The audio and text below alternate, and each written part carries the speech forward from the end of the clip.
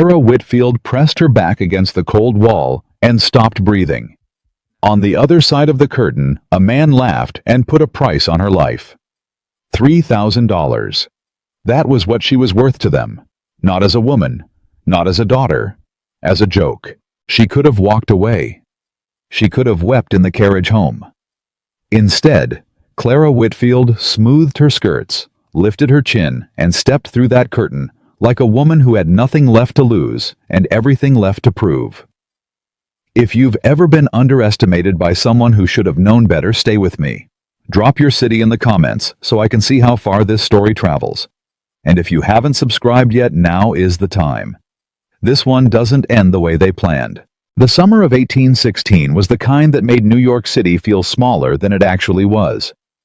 The heat pressed down on the streets like a hand that wouldn't lift, and every drawing room in the city smelled of candle wax, rosewater, and other people's opinions.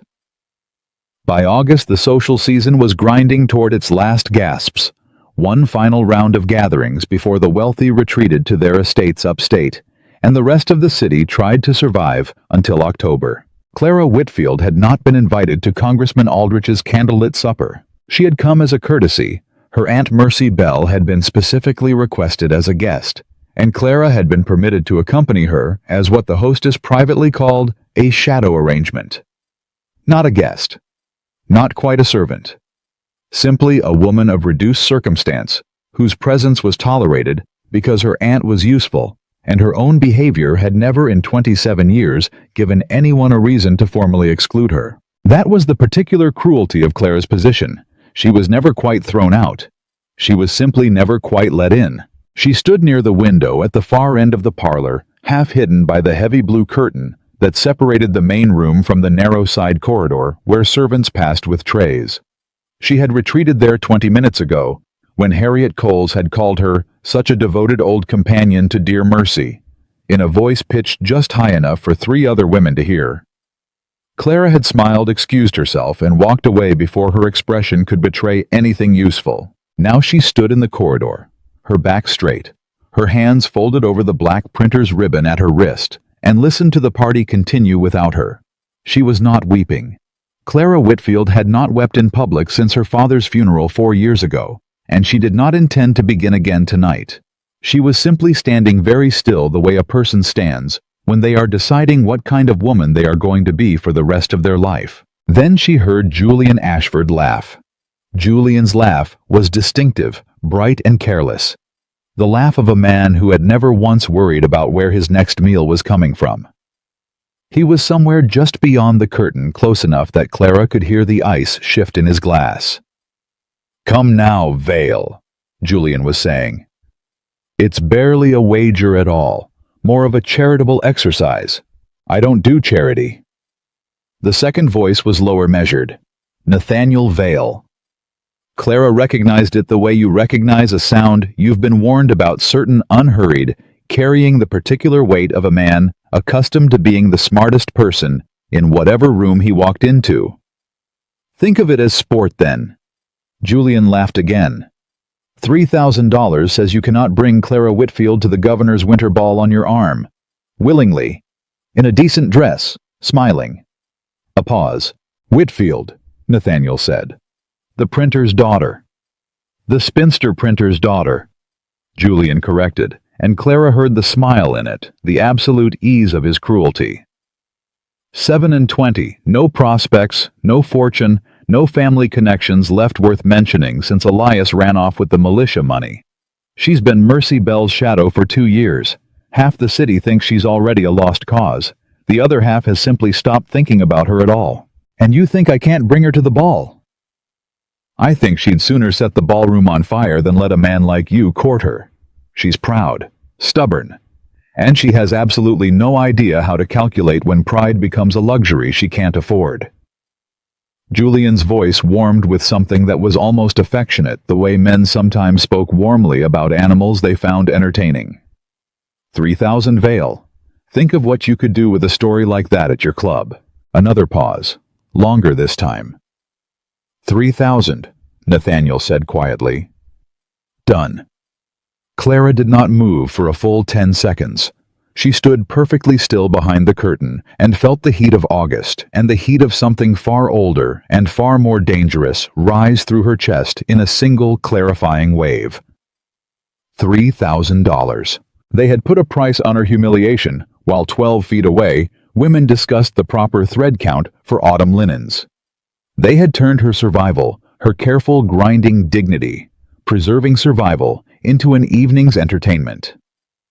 And Nathaniel Vale, who had never spoken a single word to her in his life, had agreed to it in the same tone a man used to order a second glass of brandy.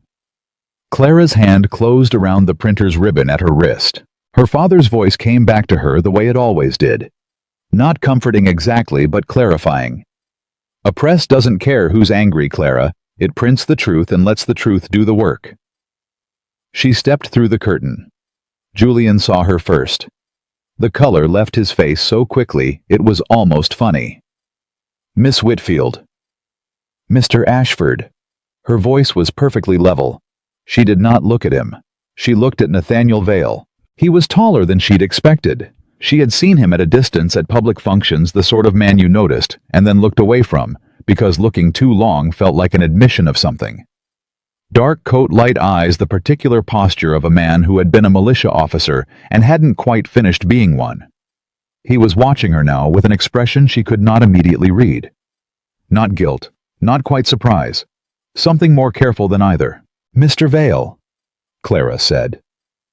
I believe you just agreed to $3,000. A muscle in his jaw moved. Miss Whitfield. I heard everything. She said it without apology, without the embarrassed softening that women in her position were expected to offer. I want you to know that clearly. Every word. Julian made a sound that was either apology or protest. Clara did not look at him. I imagine, Nathaniel said carefully, that this is the point at which you ask me to withdraw. No? Clara tilted her head very slightly. This is the point at which I make you a counteroffer. Silence. Julian actually took a step backward. Clara noted it without satisfaction. She had not come through that curtain for satisfaction. She had come through it because the alternative was to go home and spend the rest of her life being the woman men wagered on in other people's parlors. You want $3,000 worth of entertainment, she said. You want a story to tell at your club. A woman who can be purchased as a prop for an evening. She held his gaze. I want my brother's name cleared. Nathaniel's expression shifted. Elias Whitfield. My brother Elias Whitfield, who was accused 8 months ago of diverting militia funds in the amount of $600. Who has been unable to find work in this city or any other because that accusation followed him. Who is living on charity in a boarding house in Philadelphia because there is no justice available to men who cannot afford to purchase it. The committee ruled. The committee ruled on evidence provided by Silas Mercer, Clara said. I want you to look at different evidence. Nathaniel was very still. You have evidence. I have my father's ledgers, letters, 2 witnesses who were present at the transactions in question and who were not called before the committee. Clara's voice did not waver. Elias didn't take that money, Mr. Vale. It was taken before it ever reached him, and the accounting was arranged to make him carry the weight of it. I can show you the proof, every page of it. Julian cleared his throat. Vale, perhaps this isn't the time to— Be quiet, Julian. Nathaniel had not looked away from Clara. Something in his expression had shifted. The careful blankness had given way to something more attentive, more present. He studied her the way a man studied a document he had not expected to be complicated. And in exchange you'll attend the ball. In exchange, Clara said, I'll appear beside you at the governor's winter ball in a decent dress, smiling for as long as is necessary to satisfy whatever arrangement you made with Mr. Ashford. I'll be civil. I'll be presentable. I'll give you the story you can tell afterward. She paused. And you will take my evidence to the committee. You will use whatever influence you have with Aldrich and the others to ensure it is reviewed. You will not stop until Elias Whitfield has his name back. That's a great deal to ask for one evening. Then it's a fair exchange, Clara said, for what you were going to ask of me. The room beyond the curtain hummed with other conversations. Somewhere a woman laughed. A servant passed at the far end of the corridor with a tray of glasses, eyes carefully averted. Nathaniel Vale looked at Clara Whitfield for a long moment. She did not flinch. She had practiced not flinching for 27 years, and she was very good at it by now. "Where is this evidence?" he said finally. "In a trunk under my bed on Reed Street," Clara said. "My father kept meticulous records. He was a printer. He believed in documentation." Her hand tightened briefly on the ribbon. "He believed that if you had the truth written down eventually, someone with enough power would be willing to read it.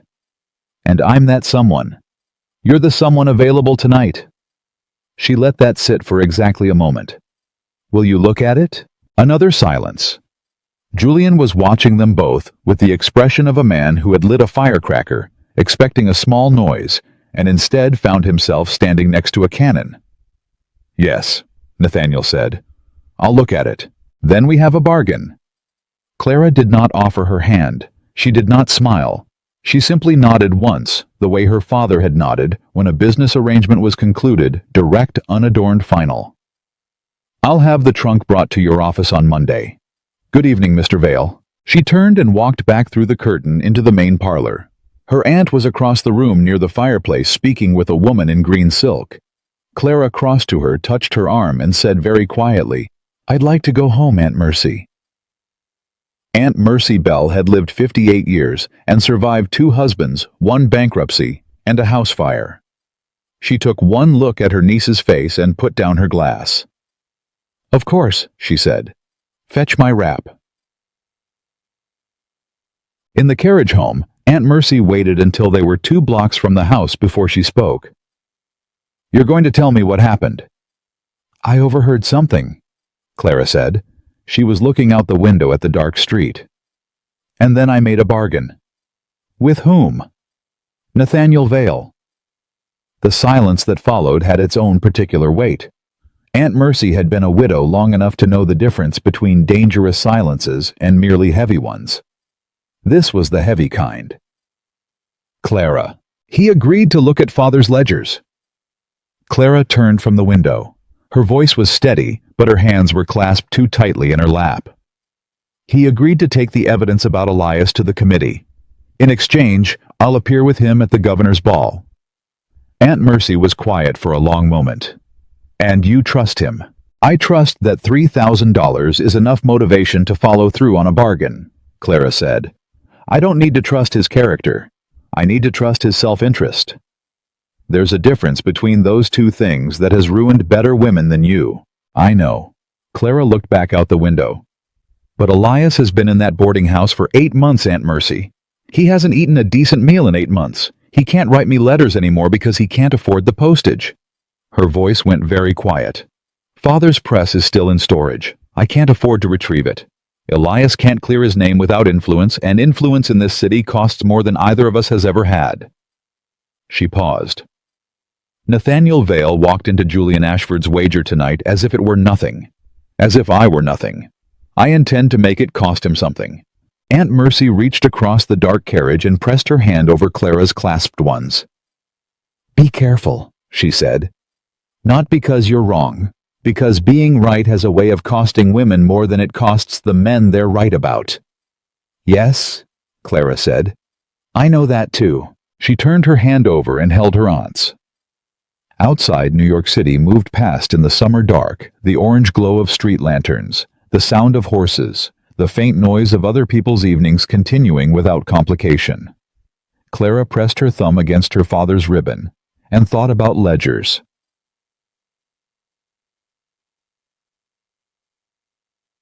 Nathaniel Vale did not sleep that night. He returned to his townhouse on Broadway, dismissed his manservant, poured himself a glass of brandy, and sat in his study without lighting more than 1 candle. He sat there for a long time, thinking about Clara Whitfield's face when she had stepped through that curtain. He had expected tears, or retreat, or the kind of brittle wounded dignity that women in her position sometimes deployed when they had been publicly insulted, the performance of not caring that made clear how much they cared. He had not expected ledgers.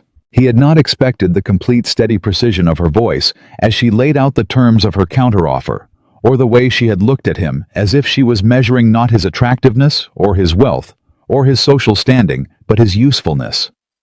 As if she was determining whether or not he was a reliable enough instrument for the work she needed done. It had been a long time since anyone had looked at Nathaniel Vale that way. He picked up the brandy glass, set it back down without drinking, and thought about Elias Whitfield. He knew the name.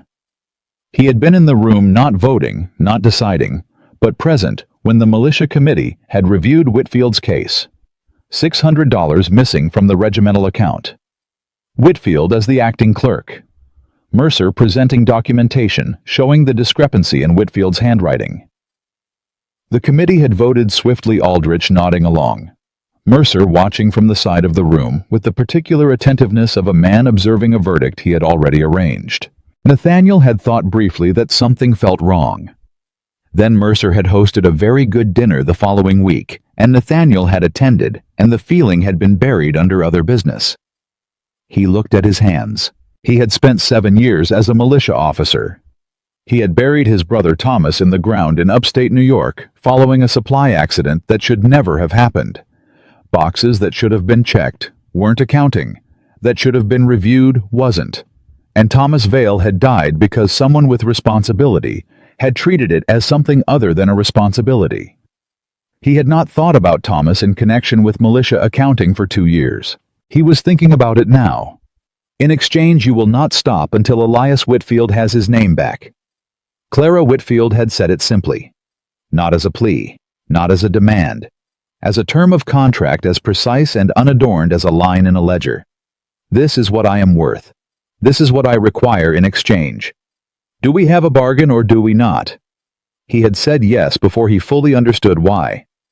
Now, sitting alone in the dark, with his untouched brandy, he thought he was beginning to understand. He reached across the desk and pulled out a blank sheet of paper. He wrote 3 words at the top. Mercer. Militia accounts.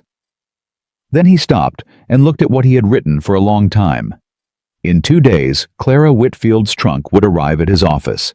He was going to read every page of it. Monday came gray and close, the air thick with the promise of afternoon rain. The trunk arrived at Nathaniel's office at 8 in the morning, carried by a boy of about 12, who informed him that the trunk was heavy, that he had been warned to keep it dry, and that Miss Whitfield said to tell you she's numbered the documents in order, and you shouldn't rearrange them. Nathaniel looked at the boy. Did she say anything else? The boy considered. She said if you lose any of them, you'll find out what a printer's daughter considers an appropriate response. Right. Nathaniel gave the boy a coin. Thank you. He locked the office door, put the brandy away, and opened the trunk. Clara had not exaggerated. Joseph Whitfield had been meticulous in the way of a man who trusted documentation over memory and evidence over impression. The trunk contained 3 years of ledgers cross-referenced and annotated in a clear, economical hand. Letters organized by date and correspondent. Receipts. 2 handwritten statements, both signed, both witnessed from men named Greaves and Farrow, who had apparently been present at a series of transactions in 1814 that the committee had never questioned. Nathaniel read for 4 hours without stopping. By noon his untouched coffee had gone cold, and he had filled 6 pages of notes. The money had not disappeared from Elias Whitfield's accounts. It had disappeared before it reached Elias Whitfield's accounts. Someone had been drawing funds from the militia supply chain for 18 months, moving them through a series of intermediary accounts, and then documenting the final shortfall in a way that pointed squarely at the last man to touch the books, which happened to be Elias, who had only been acting clerk for 11 days before the audit was called. The documentation in Mercer's name was not direct. Nothing was ever direct with men like Mercer. But there were 7 points at which the money moved through accounts that Nathaniel could trace to Mercer's banking interests, and there were 2 letters written not by Mercer, but by a man named Holt, who worked for Mercer's bank, that discussed the militia account in terms that had no innocent explanation. Nathaniel sat back in his chair. He thought about the committee dinner 2 years ago. He thought about Aldrich's easy nod. He thought about Mercer watching from the side of the room. He thought about Elias Whitfield in a Philadelphia boarding house.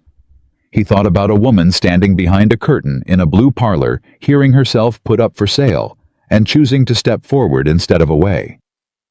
He picked up his pen and started writing. Clara received his letter on Tuesday afternoon. It was brief. Miss Whitfield, I have read the documentation. You are correct on all material points. The shortfall originated upstream of your brother's involvement. I will need 2 weeks to prepare a proper case for the committee. I will require access to the witnesses Greaves and Farrow if they are willing. I will require your guidance on 2 points in your father's notation system that I cannot parse without clarification. You may come to my office Thursday at 10 o'clock, or I may come to you, whichever is more convenient for your circumstances. Nathaniel Vale. Clara read it twice. Then she folded it, tucked it under the printer's ribbon at her wrist, and sat down at the small writing table in the corner of Aunt Mercy's parlor. Well, Aunt Mercy said from across the room, without looking up from her mending. He read it. And he says I'm right. Clara's voice came out very even. She had expected it to waver. It didn't, but only barely. He says he needs 2 weeks and the witnesses. Aunt Mercy set down her mending. She looked at her niece across the worn parlor in the late afternoon light, at the careful posture, and the 2 still hands, and the printer's ribbon dark against Clara's wrist. You didn't believe he'd actually read it, Aunt Mercy said quietly. I believed he would look at it, Clara said. I wasn't certain he would see it. There's a difference. Yes. Clara looked down at the folded letter. There is. She picked up her pen, pulled a sheet toward her, and began to write. Mr. Vale, Thursday at 10 will suit me. I'll come to your office. Greaves is in Brooklyn. I can arrange an introduction. Farrow is more complicated. He is afraid of Mercer, which is reasonable, and will need certain assurances before he speaks to anyone official. I'll explain when I see you. On the notation system, my father marked accounts he considered reliable, with a single line underscoring the column total. Accounts he had questions about received a double line. You will want to look closely at anything doubled. Clara Whitfield. She folded it, sealed it, and called for the boy to take it to Broadway. Aunt Mercy watched her. Clara. I know, Clara said. I'll be careful. That's not what I was going to say. Aunt Mercy picked her mending back up. I was going to say your father would be proud. Clara stood very still for a moment. Then she pressed her hand over the ribbon at her wrist and went to find her coat. Thursday's meeting lasted 3 hours. Nathaniel's office was large and book-lined, the kind of room that was meant to impress people into a particular understanding of who held the authority. Clara walked in, sat down in the chair across from his desk without waiting to be invited to sit, and put her copy of the ledger on the table between them. Page 47, she said. The double underscored accounts. Start there. Nathaniel looked at her for a moment. Then he pulled his own copy toward him and turned to page 47. They worked through the morning without speaking except when necessary. He asked precise questions. She gave precise answers. Twice he pushed back on her interpretation of a notation, and both times she showed him the corresponding letter that confirmed it, and both times he nodded and wrote the correction in his notes without argument. He did not apologize for Julian's wager. He did not mention the ball.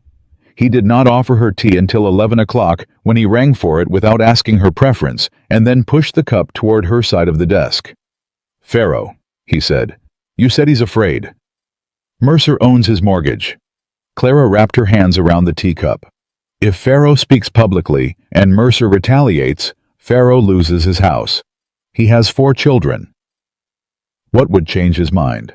Someone with enough standing to protect him from the retaliation. Clara looked at him steadily.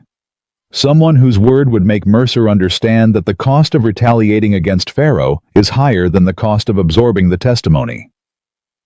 Nathaniel was quiet for a moment. You mean me? I mean you or someone like you. But you're the one who agreed to this bargain, so you're the one I'm asking. I could speak to Farrow directly. He'd want that in writing, Clara said. "Not a letter from your office, a formal written assurance that you will stand publicly with his account if Mercer challenges him." "That commits me considerably." "Yes." She looked at him. "Does that trouble you?" Another pause. "No," Nathaniel said slowly. "It doesn't." He looked down at the ledger pages between them, at Joseph Whitfield's careful double lines, at 18 months of patient, meticulous truth recorded in a dead man's hand and carried in his daughter's trunk for 4 years because she had no other weapon. "I'll write to Pharaoh today," he said. "Whatever assurance he needs." Clara looked at him for a moment.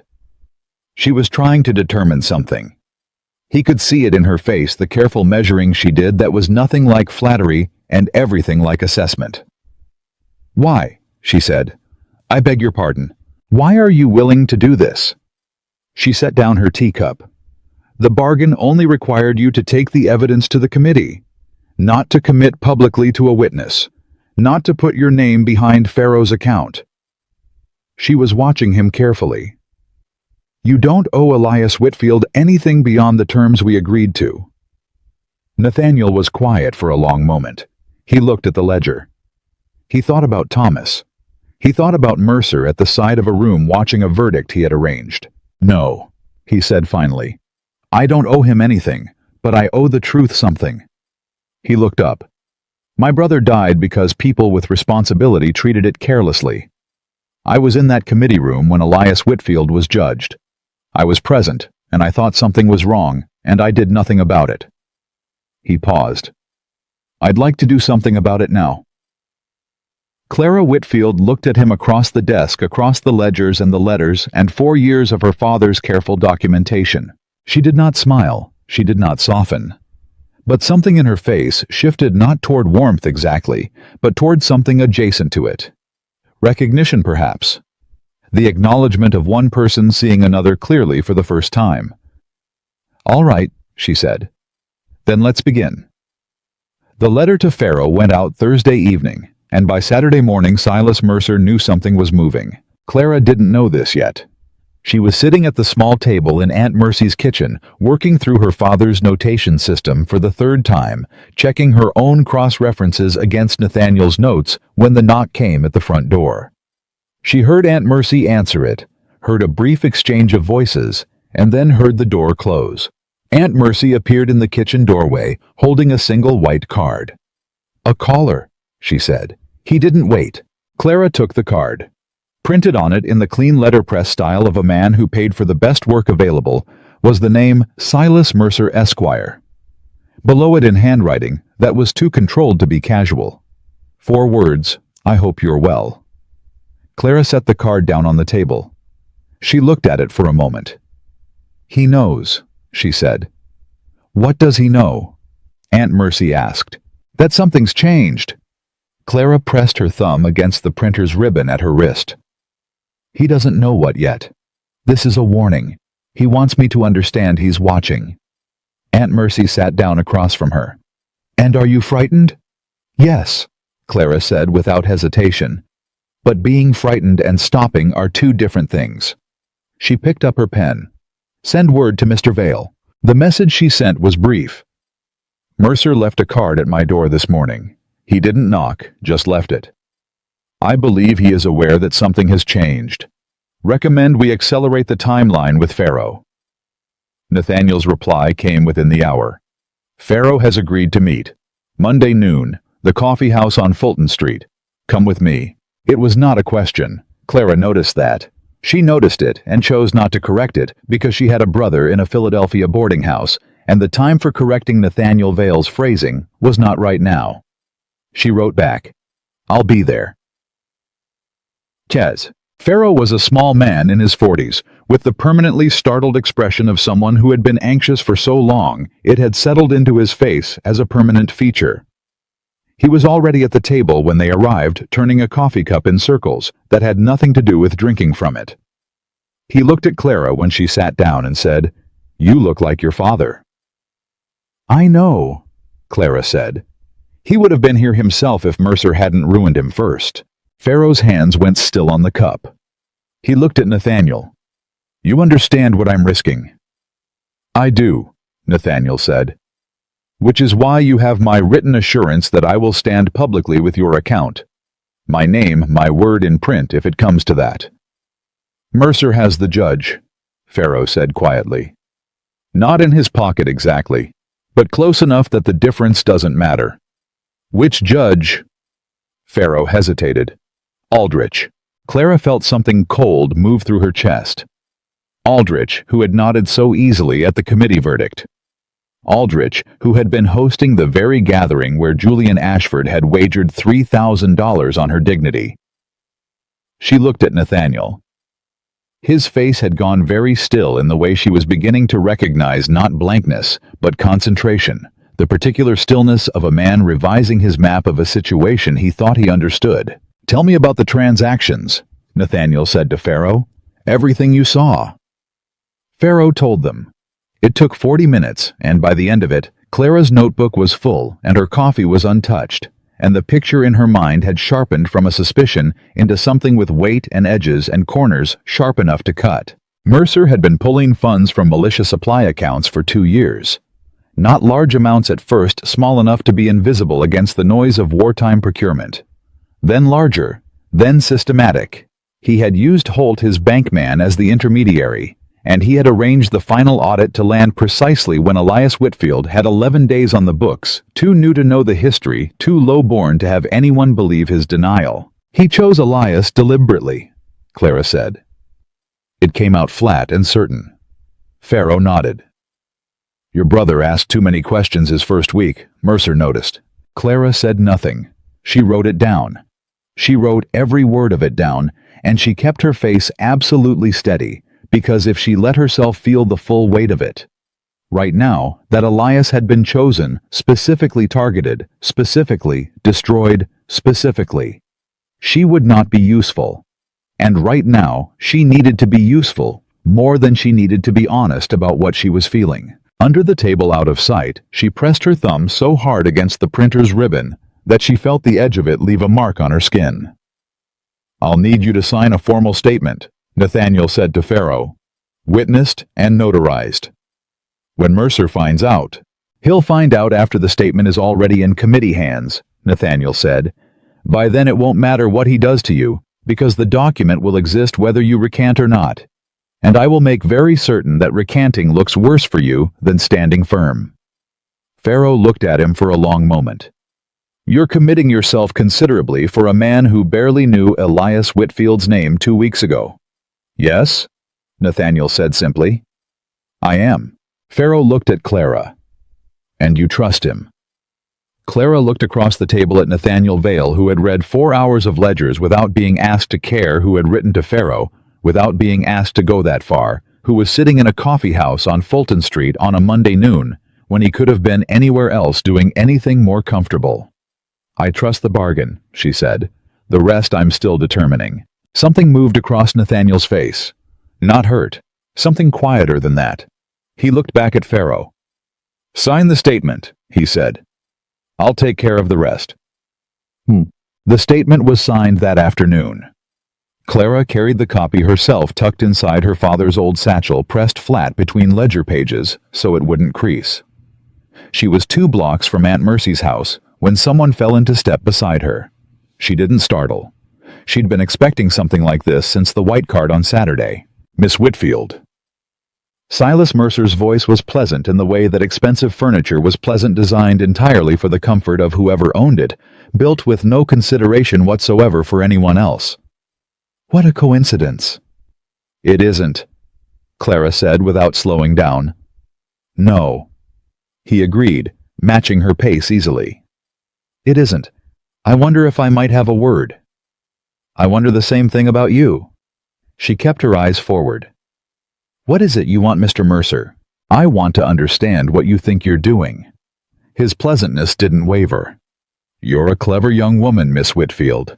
Clever enough to know that accusations against men of standing require considerable evidence and considerable allies and considerable patience, and that the people who bring such accusations, if they haven't fully considered the consequences—" He paused just long enough. sometimes find that the consequences are rather more immediate than they expected. Clara stopped walking. She turned to face him. He was well-dressed, florid, the particular kind of prosperous that came from never having missed a meal or lost a night's sleep over anything he'd done. He was smiling at her with the comfortable smile of a man who had never once in his life been the person behind the curtain. "Mr. Mercer," she said, "my father was ruined by men like you, and he died anyway. My brother has nothing. I have nothing. You have been trying to make clear to me for 20 years that women like me have everything to lose." She looked at him steadily. "You may have missed the part where I've already lost it." His smile didn't disappear, but it changed quality, became something cooler. "Val won't protect you," he said. "He's an honorable man, which means he's a useful man to other honorable men. You are not in that category." "Not yet," Clara said. "Good afternoon, Mr. Mercer." She turned and walked away. Her hands were shaking by the time she reached Aunt Mercy's door. She pressed them flat against her skirts and waited until they stopped before she went inside. She did not send word to Nathaniel about the conversation, not immediately. She thought about it and decided that if she sent word every time Mercer frightened her, she would spend this entire arrangement being frightened, and Mercer would learn that frightening her was effective, and she could not afford to teach him that. Instead, she went upstairs and spent 2 hours copying every document in her father's satchel. One copy for Nathaniel. One copy hidden in a separate place. One copy to send to Elias in Philadelphia, so that wherever else the documents were destroyed, Elias would have them. She was meticulous about it. She was her father's daughter. The public courtship, such as it was, began that Friday. Nathaniel had been expected at a political lecture at the Athenaeum for 2 weeks. Clara accompanied him. She wore her second-best dress, which was decent without being fine, and she sat beside him in the third row and listened to a congressman discuss tariff policy for 90 minutes while the entire room watched them sideways and tried to work out what it meant. It meant to Clara exactly what she had contracted: appearance presence, the suggestion of a connection that served their purposes. She was civil. She answered questions from the wives of Nathaniel's acquaintances with the careful warmth of a woman who understood that social utility was its own kind of currency. She shook the right hands and said the right things and gave nothing away. On the carriage ride back, Nathaniel said, "You're very good at this." "At what?" "Performing a version of yourself that costs you nothing real." Clara looked at him. "Is that what you think I'm doing?" "Isn't it?" She considered that. "I think there's a difference between performing and protecting," she said. "What I do in those rooms isn't false. It's selective. I choose what to show and what to keep." She paused. "That's not dishonesty. That's survival." "And what are you protecting tonight?" She looked out the window. "The same thing I always am." He didn't push. She noticed that about him he asked questions and then left room for the answer or the non-answer without pressing either way. It was unusual. Most men asked questions because they wanted to hear themselves receive information. Nathaniel asked as if he was actually waiting to learn something. "Your brother," he said after a moment. "Not a question." "Always," she said. Another silence. The carriage rattled over cobblestones, and the city moved past in the summer dark. "Tell me about him," Nathaniel said. "Elias, not the case. Him." Clara turned to look at him. "Why?" "Because I'm going to stand in a committee room and argue for him, and I'd like to do it for a person rather than a set of ledger entries."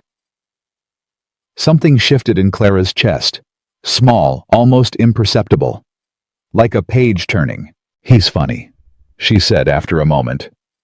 "Dreadfully funny in a quiet way. He doesn't announce it. He just says things and then looks at you to see if you caught it." She paused. "He's 4 years younger than me. He used to follow me into Father's print shop when he was small and rearrange the type blocks into rude words when Father's back was turned. Father would discover them and shout, and Elias would look innocent, and I'd be the one sent from the room, because Father knew perfectly well I'd been laughing." A pause. "He wanted to study law. He was going to study law. He was saving the money when this happened." "He'll study law," Nathaniel said, "when this is done." Don't promise me things you can't guarantee. I'm not promising the outcome, he said. I'm promising I'll do everything in my power to make it possible. He looked at her directly. There's a difference. Clara was quiet for a long moment. Yes, she said finally. There is. 2 weeks in the story had already traveled far enough that Harriet Coles cornered Clara at a church social and said in the voice of a woman dispensing medicine, "My dear, I do hope you understand the nature of what's being offered. Men like Vale are not in the habit of making permanent arrangements with women in your circumstances." Clara looked at her. That's very helpful, Harriet. Thank you. I only say it because... You say it because it would distress you considerably if I failed to be distressed, Clara said pleasantly. Which is a natural enough impulse, but I'm afraid I don't have time for it today. She smiled. Give my regards to your mother. She moved away before Harriet could respond. Nathaniel had watched it from across the room. When she reached his side, he said quietly without looking at her, "Remind me never to underestimate you in a social setting." Most people make that mistake only once, Clara said. Something in his expression shifted, not quite a smile, but the territory adjacent to it. I believe that. They were standing close enough that she could have touched his arm without stretching for it. She didn't, but she noticed the distance, and she noticed him noticing it, and she thought that noticing the same thing at the same moment without speaking it aloud was its own kind of acknowledgement. She looked away first. The first major crack in Mercer's defense came on a Wednesday afternoon in Nathaniel's office, when the second of Greaves and Farrow's supplementary documents turned up a name neither of them had expected. It wasn't Mercer. It was Aldrich. Not deeply, not so deep that it looked like partnership, but deep enough. 2 transactions, 18 months apart, routed through Aldrich's personal account before being moved on. Small amounts. The kind of amounts a careful man might claim were administrative errors if challenged. Clara found it. She was on the 3rd page of a supplementary ledger she'd already read twice, and the notation was easy to miss. A secondary column, one of her father's single underscores where she'd expected a double. She looked at it for a long moment, and then she said, "Nathaniel." He looked up from across the desk. This was how they worked. Now his desk between them, papers spread across every surface, 2 candles lit even in the afternoon, because the light was better. She'd stopped waiting for invitations to sit down on the second Thursday. He'd stopped pretending not to watch her read. "Aldrich," she said. She turned the ledger toward him and pointed. He came around the desk to look.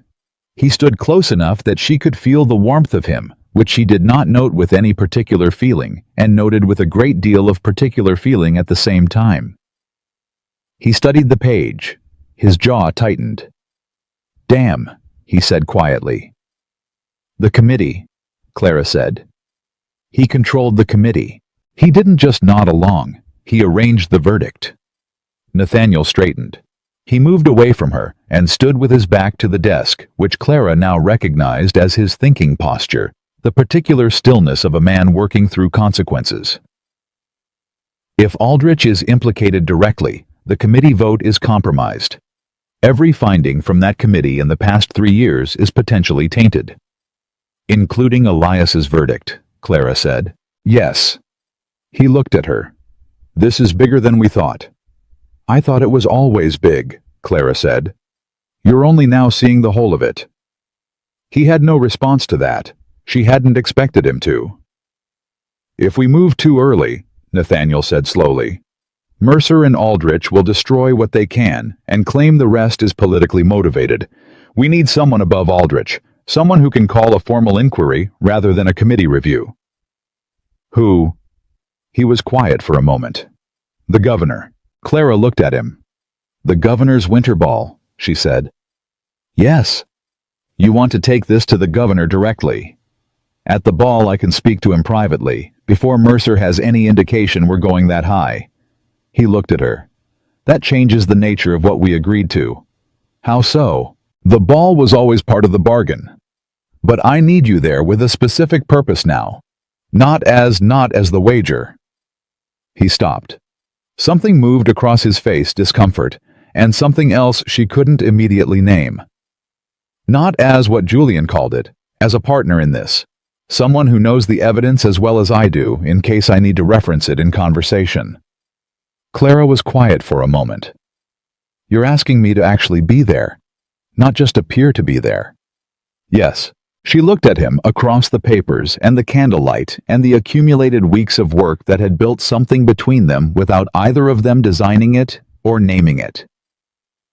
All right, she said, but I want Elias notified before we go into that room. If something goes wrong, nothing will go wrong. If something goes wrong, she repeated with enough patience in her voice that he understood she was not going to accept the reassurance. I want Elias to have the full documentation. All of it. Somewhere Mercer can't reach. A pause. That's already done. Clara stopped. I beg your pardon. I sent copies to my attorney in Albany 2 weeks ago with instructions to hold them sealed. He looked at her steadily. If anything happens to either of us, they open. It seemed like the obvious precaution. She stared at him. She had spent those same 2 weeks making her own copies for that exact reason, sending one set to Elias, hiding one set under a floorboard in Aunt Mercy's back room, working alone in the early morning hours, with the sense of a woman who had never once in her life been able to rely on someone else thinking 3 steps ahead for her. And he had already done it. 2 weeks ago. You didn't tell me, she said. You didn't ask. He paused. I should have told you. It was your documents, your risk. You had the right to know. Something in his voice went quieter. I'm sorry. The apology landed differently than she expected.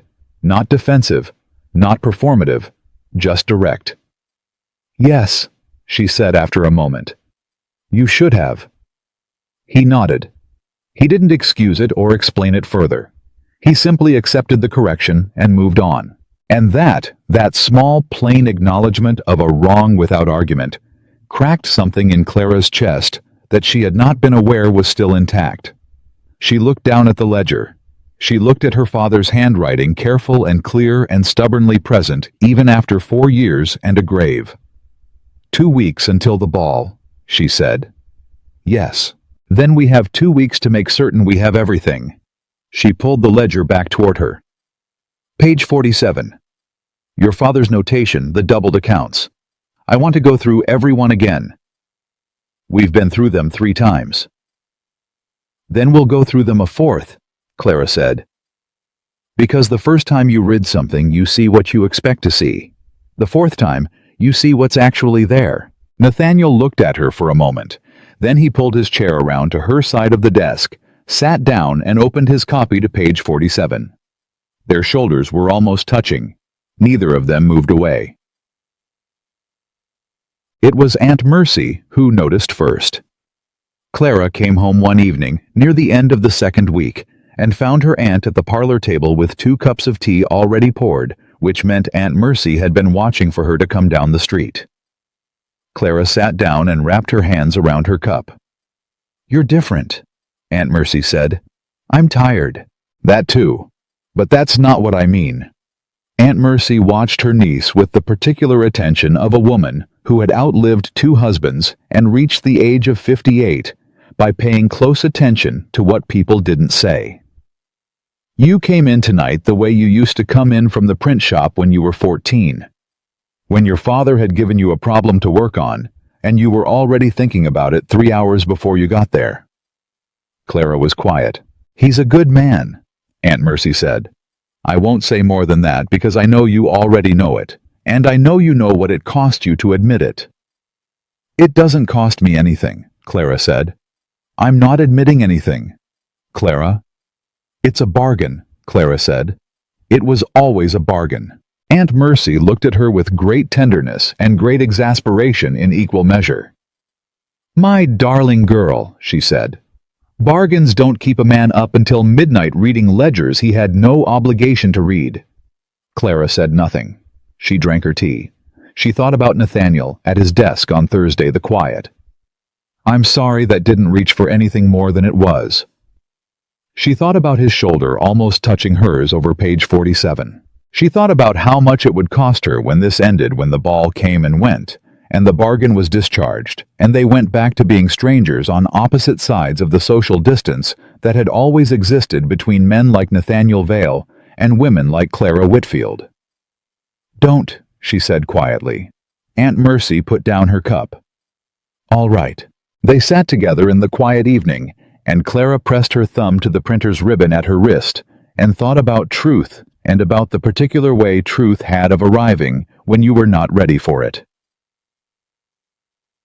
The night before, everything changed. Nathaniel came to the door himself. Not a letter. Not a message through the boy. He came to the door at 7 in the evening and asked for Miss Whitfield, and Clara came down to find him standing in the narrow front hallway with his hat in his hands, which she had never seen him do before. "What's happened?" she said immediately. "Julian's letter," he said. "It's going to be published." The bottom dropped out of her stomach. She gripped the banister. "What letter?" "The letter he wrote to his cousin in Boston 3 weeks ago, describing the wager." Nathaniel's face was very controlled. "His cousin showed it to someone who showed it to the editor of the Courier. It's in tomorrow's edition." Clara stood very still. "The original wager," she said slowly. "In print?" "Yes." "Your name?" "Yes." "And mine?" "Yes." He met her eyes. "Clara, I want you to hear it from me first. Whatever you read tomorrow, whatever you feel about it, I want you to have heard it from me tonight." She looked at him. This man who had read 4 hours of ledgers, who had written to Pharaoh without being asked, who had sent copies to Albany 2 weeks ago, and not told her, who had said "I'm sorry" without armor around it. Without. She looked at him and felt the hot, clarifying wave of something she could not afford to feel, because tomorrow morning the entire city of New York was going to read that Nathaniel Vale had wagered $3,000 on bringing the printer's spinster daughter to a ball, and she was going to have to decide what kind of woman she was when the world reminded her again, loudly, publicly in print, exactly what she was worth to them. "Go home, Mr. Vale," she said. His jaw tightened. "Clara, go home." Her voice did not waver. "I need to think." He stood in her hallway for a moment longer, hat in his hands, and in the quiet of it, she saw something in his face she had not seen before. Not guilt, which she'd expected, but grief. The particular grief of a man who had done a wrong he cannot undo, and has to stand in front of the person. It hurt, and accept that standing there changes nothing. "I know," he said quietly. "I know." He put his hat on. He walked to the door. He stopped with his hand on the frame. "Whatever you decide tomorrow," he said without turning around. "The committee, the evidence, all of it goes forward. Whatever you decide about the rest." He left. Clara stood in the empty hallway for a long time. Then she walked upstairs, sat down at her writing table, and read the newspaper before it was even printed. She didn't have to. She already knew exactly what it would say. The Courier hit the streets at 6 in the morning. Clara was already awake. She had not slept. She had sat at her writing table through the night with her father's ledger open in front of her and a blank sheet of paper beside it. And she had written nothing on the blank sheet and read nothing in the ledger. And when the first gray light came through the window, she heard the paper boy's call 2 streets over, and she knew without moving that it was already done. Aunt Mercy brought the paper upstairs without being asked. She set it on the table and left without a word, which was its own kind of mercy. Clara looked at the front page for a long moment before she picked it up. The headline was not unkind exactly. The Courier was not in the business of outright cruelty. It preferred the refined cruelty of implication, the well-placed fact that required no editorial commentary to wound. The headline read, "A Gentleman's Wager Society's latest arrangement raises questions of honor and motive." Below it, a summary of Julian's letter. The wager, the amount, the terms, Nathaniel Vale's name, her name, the words Julian had used, spinster printer's daughter, no prospects, no family connections left worth mentioning. quoted directly framed in the elegant typography of a publication that understood exactly what it was doing. Clara read it once. Then she set it face down on the table. She sat very still for a moment. Outside, the city was waking up cartwheels, a dog, a woman calling something from a window 2 houses down. The ordinary machinery of a morning that had no idea it had just done something to her. She picked up her pen. She wrote the letter to Nathaniel in 12 minutes flat, which was the fastest she had written anything since the night she'd drafted the emergency letter to Elias, telling him the verdict had come down against him. Speed was not accuracy, but sometimes speed was what the moment required, the direct line from what you felt to what you needed to say before you talked yourself into softness. Mr. Vale, I have read the paper. I expect you have as well. I am writing to inform you that the terms of our arrangement, as I understood them, required your discretion regarding the original nature of the wager. The publication of Julian's letter makes that discretion impossible, regardless of your intent. I am releasing you from any obligation to appear at the governor's ball with me on your arm, and I am likewise withdrawing my own obligation to attend. Regarding the evidence and the committee, you gave me your word that it proceeds regardless. I am holding you to that word. Elias's name is not a casualty of whatever this morning requires. I will not be available for correspondence today. Clara Whitfield. She sealed it. She sent it with the boy before Aunt Mercy had finished making breakfast. Then she went back upstairs and sat on the edge of her bed and finally privately let herself feel it. Not the humiliation. She had been humiliated before, and she knew its texture, hot and public and oddly clarifying, like a cold wind that stripped everything away and left only what was solid. She had survived humiliation. What she felt now was different. It was smaller and worse. It was the particular grief of having begun to trust something, and discovering that the thing you trusted had roots in something rotten, that the ground you had tested and found firm was built on the same rotten timber as everything else. I'm sorry, he had said the night before. She pressed the heels of her hands against her eyes. He had come to warn her. He had stood in her hallway with his hat in his hands and told her before the paper told her, and he had said, whatever you decide, the committee goes forward. He had done the decent thing. The decent thing did not change what the paper said. The decent thing did not unwrite Julian's words or undo the original moment in the parlor when Nathaniel Vale had heard her name put up for $3,000 and said without hesitation, done. She could not sort out what she owed him from what she felt, and that the inability to sort it was the most frightening thing of all.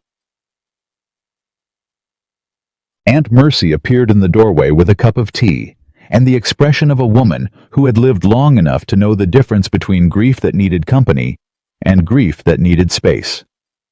Do you want me to stay? She asked. No, Clara said. Then, yes. Sit down. Aunt Mercy sat. He knew it was wrong, Clara said. From the beginning, he knew it was wrong when he said yes to Julian, and he did it anyway. Yes, Aunt Mercy said, and then he tried to make it right. He read the ledgers, he wrote to Pharaoh, he sent copies to Albany. Clara's voice was level, but it was costing her something to keep it that way. He tried to make it right. Yes. That doesn't make the first thing not have happened. No, Aunt Mercy said quietly. It doesn't. He has my brother's evidence, Clara said. He has my silence, or he had it before this morning. He will not have my face beside his while that room laughs at me. Her voice went very steady, the way it went steady when she was deciding something. I won't go to the ball. Aunt Mercy looked at her niece at the straight back and the 2 still hands, and the printer's ribbon gone dark against her wrist from how hard she'd been pressing it. Elias, she said softly. Nathaniel said it goes forward regardless. Clara's jaw tightened. I believe him. About that. You believe him about that, Aunt Mercy repeated. But not about the rest. I don't know what the rest is. Clara looked at her hands. And I can't work it out today with half of New York reading about me over their breakfast tables.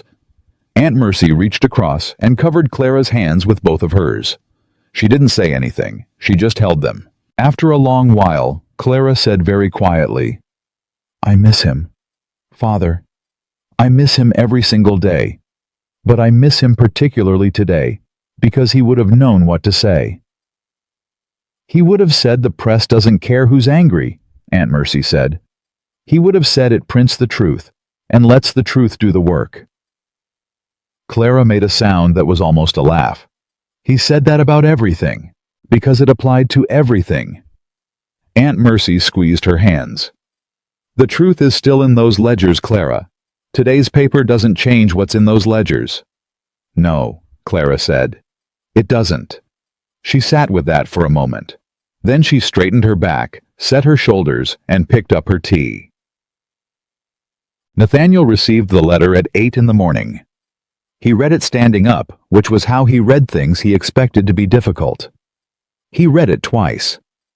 Then he set it on his desk, walked to the window, and stood looking at Broadway for a long time. The street below was already busy. The city didn't pause for anyone's private reckonings, and he watched it move with the detached attention of a man trying to locate himself in time and space. He had known this was coming. He had gone to her door the night before precisely because he'd known this was coming, and he had wanted with a desperation he hadn't recognized in himself until he was already standing in her narrow hallway for her to hear it from him first. As if that changed something. As if the order of the wound mattered. His man appeared in the doorway. "Mr. Ashford is downstairs, sir." "Tell him I'm not available." "He says it's urgent." "Tell him I'm not available." Nathaniel turned from the window. "Send word to Greaves that I need to meet today, and get me Aldrich's schedule for the remainder of the week." His man hesitated. "And Mr. Ashford?" "He can wait in the street until he understands the word unavailable," Nathaniel said. "Or he can go home, his choice." The man disappeared. Nathaniel sat down at his desk and looked at Clara's letter.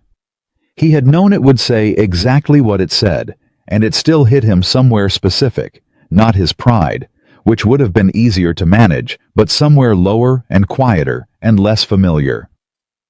The place where he'd begun to keep track of her notebook, the particular way she moved to page 47 without hesitation. The "all right, then let's begin" that had come after his apology 2 weeks ago. He picked up his pen. He wrote one line on a sheet of paper, folded it, and sent it to Reed Street. "The committee. Wednesday. Everything moves forward as I gave my word. N.V." He did not write anything else. He had learned in 2.5 weeks of working alongside Clara Whitfield that saying less was almost always more honest. Then he pulled the Mercer files toward him, opened them to the section on Aldrich, and got to work. The city had opinions about the newspaper story, which Clara discovered in the following 48 hours without needing to leave Aunt Mercy's house. The opinions came to her in the form of cards, which she did not answer, and neighbors who spoke loudly in the street below the window, and Harriet Coles, who appeared at the door on Tuesday, and had to be turned away by Aunt Mercy, with the particular gracious finality that Mercy Bell deployed when she wanted someone to understand they were not welcome without being able to quote her on it later. The opinions divided themselves roughly into 2 camps. The first camp believed that Clara had engineered the entire arrangement to capture Nathaniel Vale, that the business about Elias was a pretext, and that the sort of woman who overheard private conversations and inserted herself into gentlemen's wagers was the sort of woman who had manufactured this notoriety for her own advancement.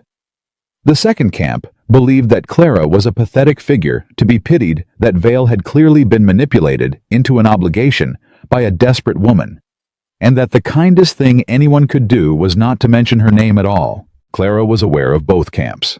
She found the first one insulting and the second one worse. On Tuesday evening she wrote to Elias.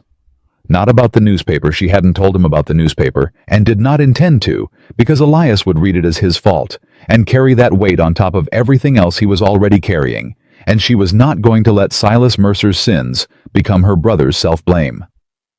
She wrote instead about the investigation, about Pharaoh's statement, about Nathaniel's plan for the committee.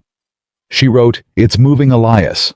Hold on a little longer." She sealed it and sent it, and pressed her thumb to the ribbon at her wrist, and sat in the quiet of the evening, thinking about Wednesday.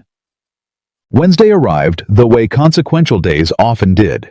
Unremarkably a little gray, with the ordinary smell of August and the ordinary sounds of a city that didn't know it was about to watch something important happen. Nathaniel was in the committee chamber at 9 in the morning. He had requested the emergency session through channels that cost him 3 days and 2 substantial debts in favors, because calling a formal committee review outside the normal schedule required either extreme urgency or substantial political capital, and Nathaniel had used both to get this meeting. He had not told Aldrich the specific nature of the evidence.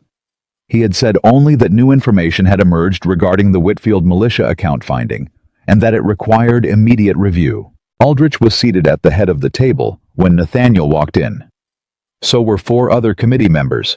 And in the chair at Aldrich's right hand, which was not a committee chair, which had no business being occupied by anyone who was not a committee member or a formally called witness, sat Silas Mercer. Nathaniel stopped in the doorway for 1/2 of a second. Then he walked in and sat down, arranged his papers, and said, "Gentlemen, thank you for your time."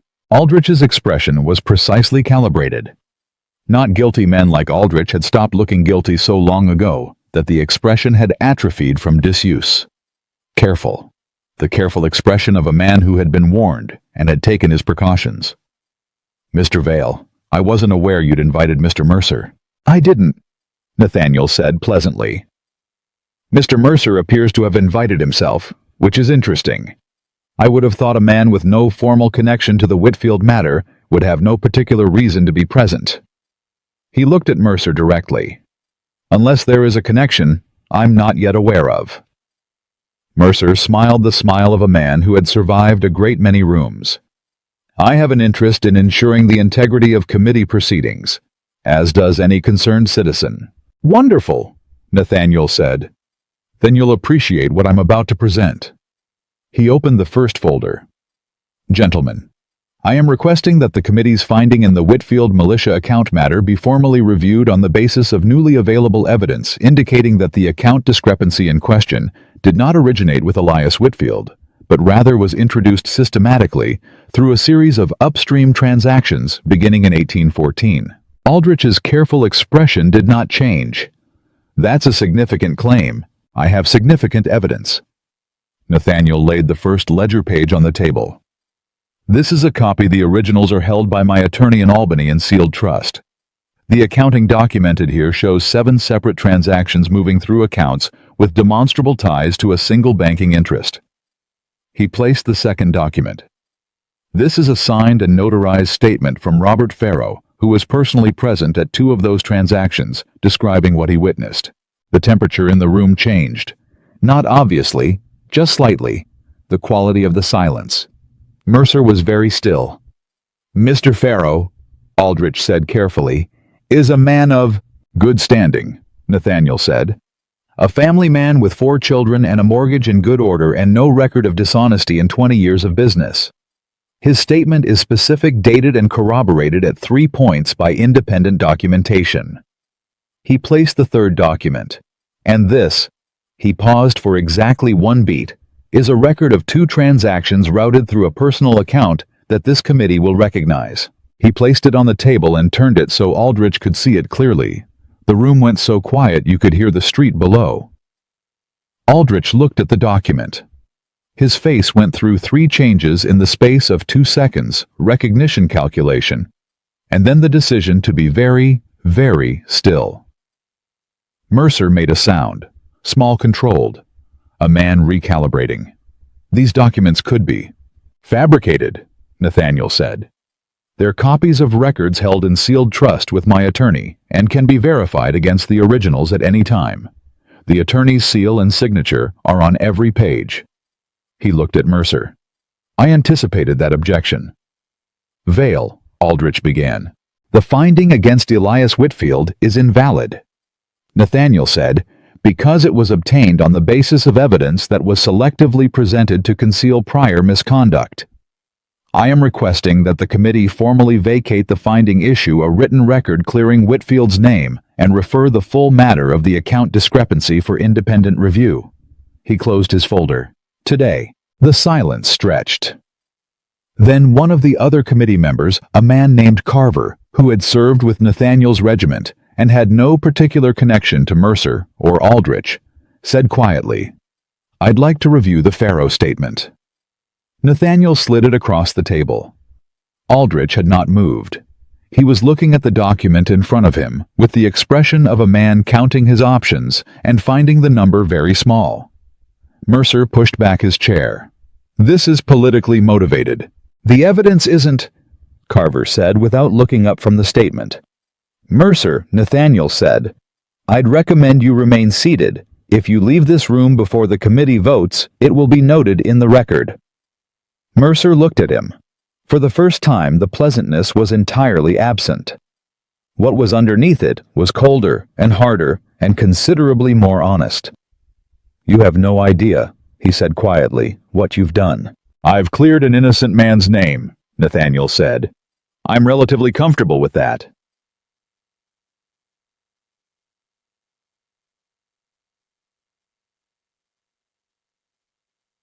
The vote was 3-2 in favor of vacating the finding with Aldrich, abstaining in a silence so loud it was essentially a confession.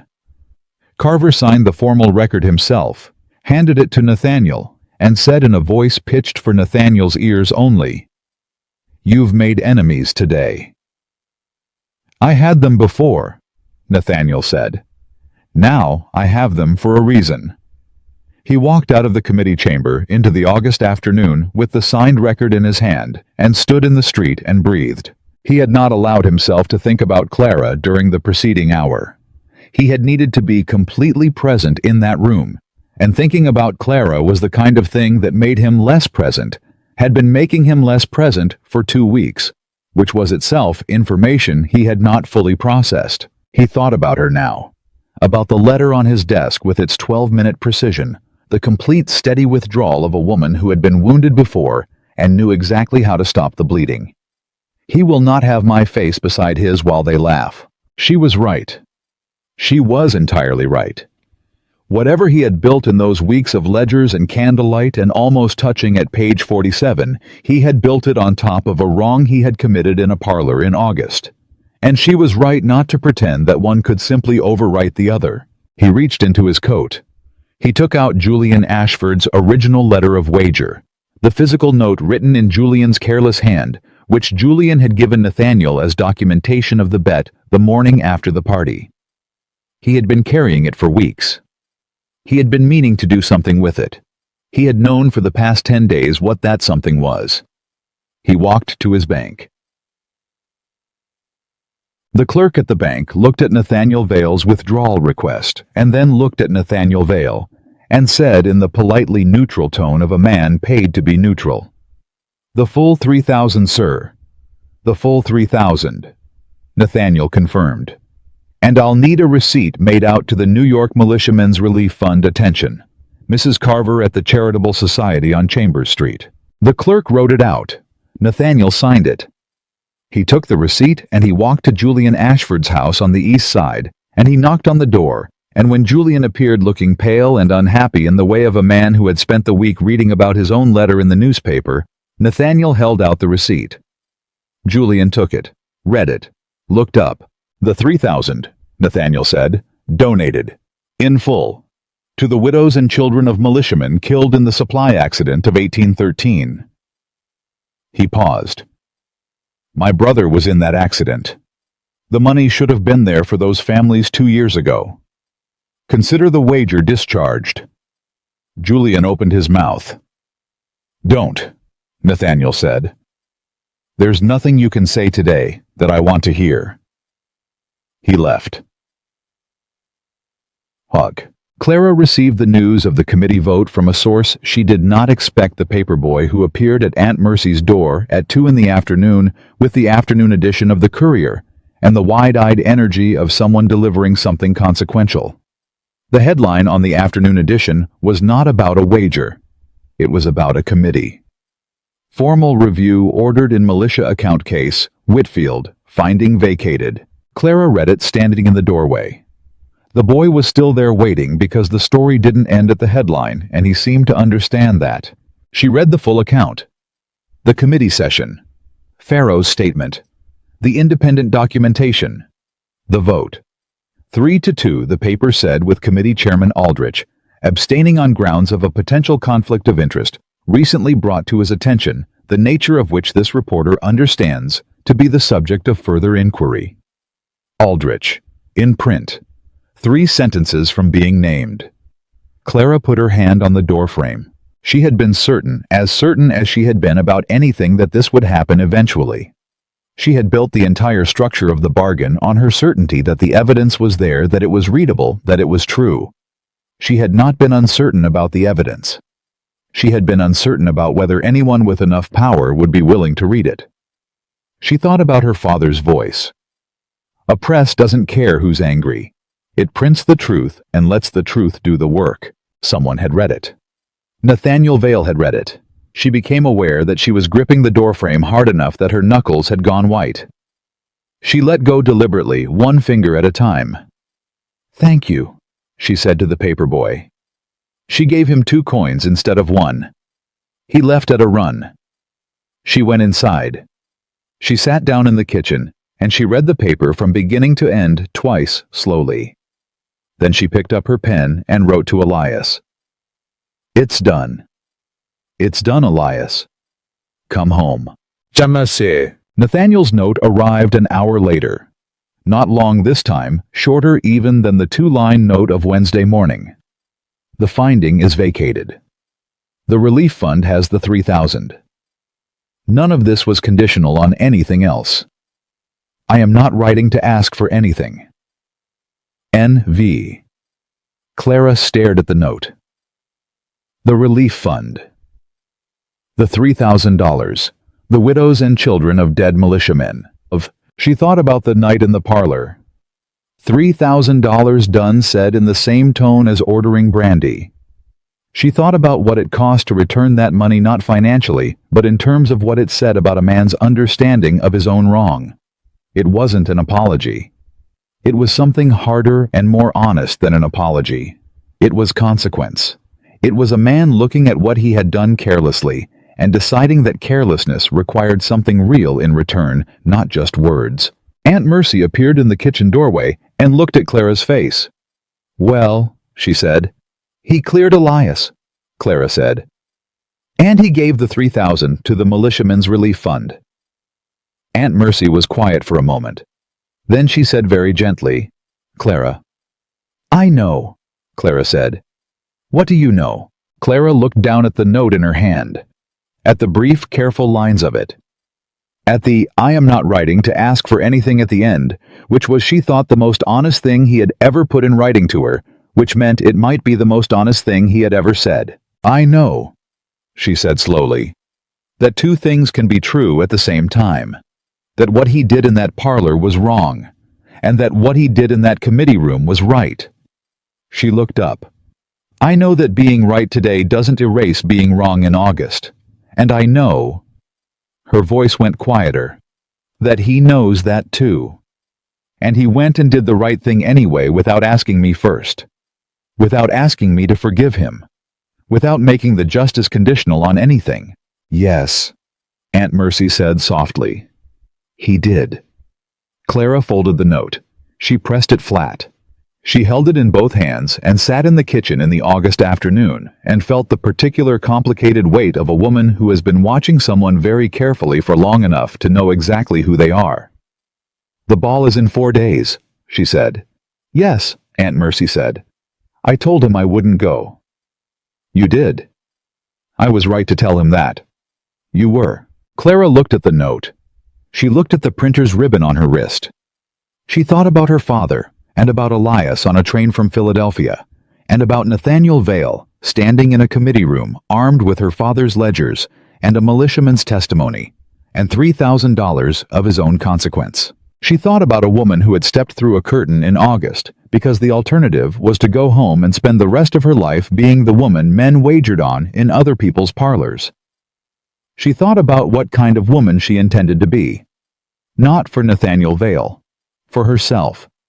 For the 37 years of living she still had ahead of her, and for the print shop she was going to open someday, and for Elias, who was coming home. She set the note down on the table. "I need to think," she said. Aunt Mercy nodded. She poured 2 cups of tea and sat down, and did not say another word. The afternoon light came through the window, and the city moved outside. And somewhere across Manhattan, in a townhouse on Broadway, a man who had wagered $3,000 on a woman's humiliation sat alone in his study and waited without asking which was the only right thing left he knew how to do. Clara pressed her thumb to the printer's ribbon. She thought. Elias Whitfield arrived on a Thursday.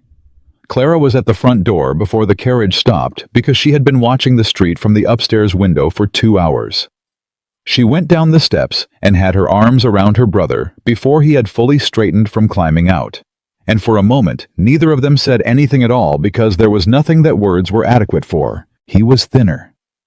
She felt that immediately, the way the shoulder blades moved under her hands, the unfamiliar sharpness of a frame that had been surviving rather than living.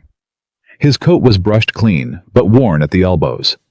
He smelled like a long journey and soap, and something underneath it that was simply Elias, the particular Elias who had rearranged type blocks into rude words and looked innocent and laughed silently while Clara took the blame. She held on and did not let go until she was ready.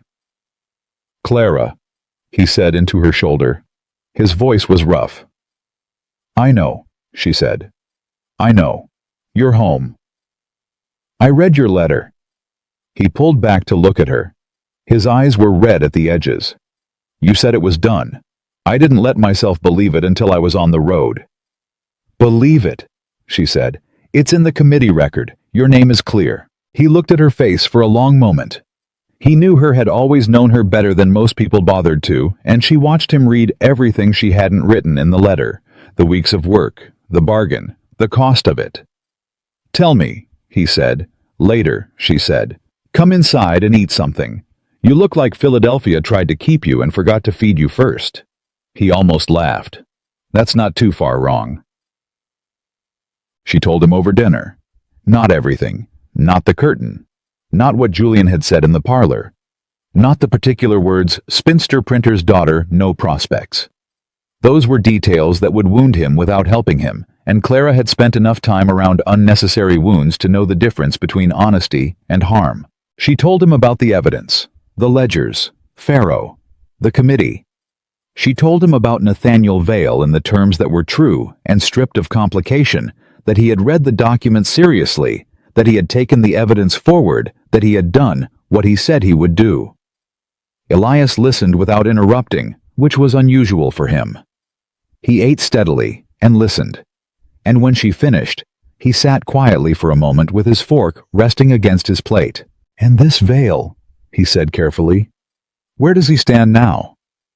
"I don't know," Clara said, which was not entirely honest. She knew where Nathaniel stood. She simply hadn't decided what to do about it yet. Elias looked at her. He was 23 years old and had just spent 8 months in a Philadelphia boarding house having his character questioned by a city that had decided he was guilty before the ink was dry. And yet the thing that was currently in his eyes was not self-pity or exhaustion, but the particular sharp attention of a younger brother who had been watching his sister navigate a world designed to diminish her since they were children together in their father's print shop. "Clara," he said. "Don't," she said. "I haven't said anything yet." "You have a face for saying things without words. Always have." She picked up her fork. "Eat." "He donated the $3,000 to the relief fund." "I know." "That's not nothing." "I know that too." She looked at her plate. "I'm aware of what it is and what it isn't, Elias. I don't require assistance sorting it out." He was quiet for a moment. Then he said very quietly, "He used your name as a wager." "Yes, and he cleared my name through a hostile committee and gave away the money he would have won doing it." "Yes." "Those are 2 different men," Elias said. "Or one man who changed." Clara looked up at him. "I know. Which one do you owe the benefit of the doubt?"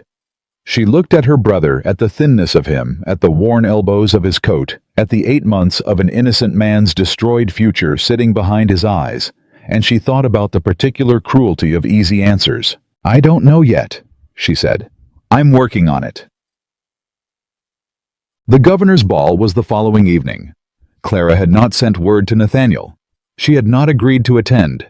She had not told anyone, including Aunt Mercy, what she intended to do, because she had not decided until the morning of the ball itself, when she woke at 6 and lay in the dark and listened to the city and thought about her father. Joseph Whitfield had been a printer. He had run his press in Lower Manhattan for 22 years, printing pamphlets and broadsides and legal notices and the occasional political argument for whoever needed words put to paper. He had believed in documentation because he had believed that truth without a record was just a story that powerful men could edit. He had died ruined because a man like Mercer had decided that a press that told inconvenient truths was a press worth silencing. Clara lay in the dark and thought about what her father would have done on the morning of the governor's ball. He would have gone. Not to please anyone. Not because a man had earned it. Because the room where the governor stood was a room where things could be said and witnessed and made part of the public record, and Joseph Whitfield had never once turned away from a room like that. She got up, she dressed, she went downstairs. Elias was already in the kitchen, which surprised her. He had been sleeping 12 hours a night since he arrived, catching up on 8 months of insufficient rest, and she had not expected him before 9. He was dressed. His coat was the better of the two he'd brought from Philadelphia. "I'm coming with you," he said. Clara looked at him. "I haven't said I'm going." "You're dressed before 7 on the morning of the governor's ball." He poured her tea. "You're going." She sat down and picked up the cup. "You're not strong enough for a whole evening." "I'm strong enough for the part that matters." He sat across from her. "You're not walking into that room alone, Clara. Not after everything. I don't care if I fall asleep standing up at 10 o'clock. She looked at her brother, at the stubborn line of his jaw that was exactly their father's jaw. "All right," she said, "but you eat breakfast first." Aunt Mercy lent Clara the blue silk dress that had been waiting in the upstairs wardrobe since Aunt Mercy's second husband's funeral, when she'd had it made for a reception and then decided she was too tired of being decorative to wear it. It fit Clara almost exactly, which Aunt Mercy called fate, and Clara called good luck. Clara stood at the mirror and looked at herself in blue silk with her father's ribbon at her wrist and thought, this is what it costs. This is the price of walking into a room like that. You have to look like you can afford to be there. She straightened her back. She lifted her chin. She met her own eyes in the glass and held them. "You're ready," Aunt Mercy said from the doorway.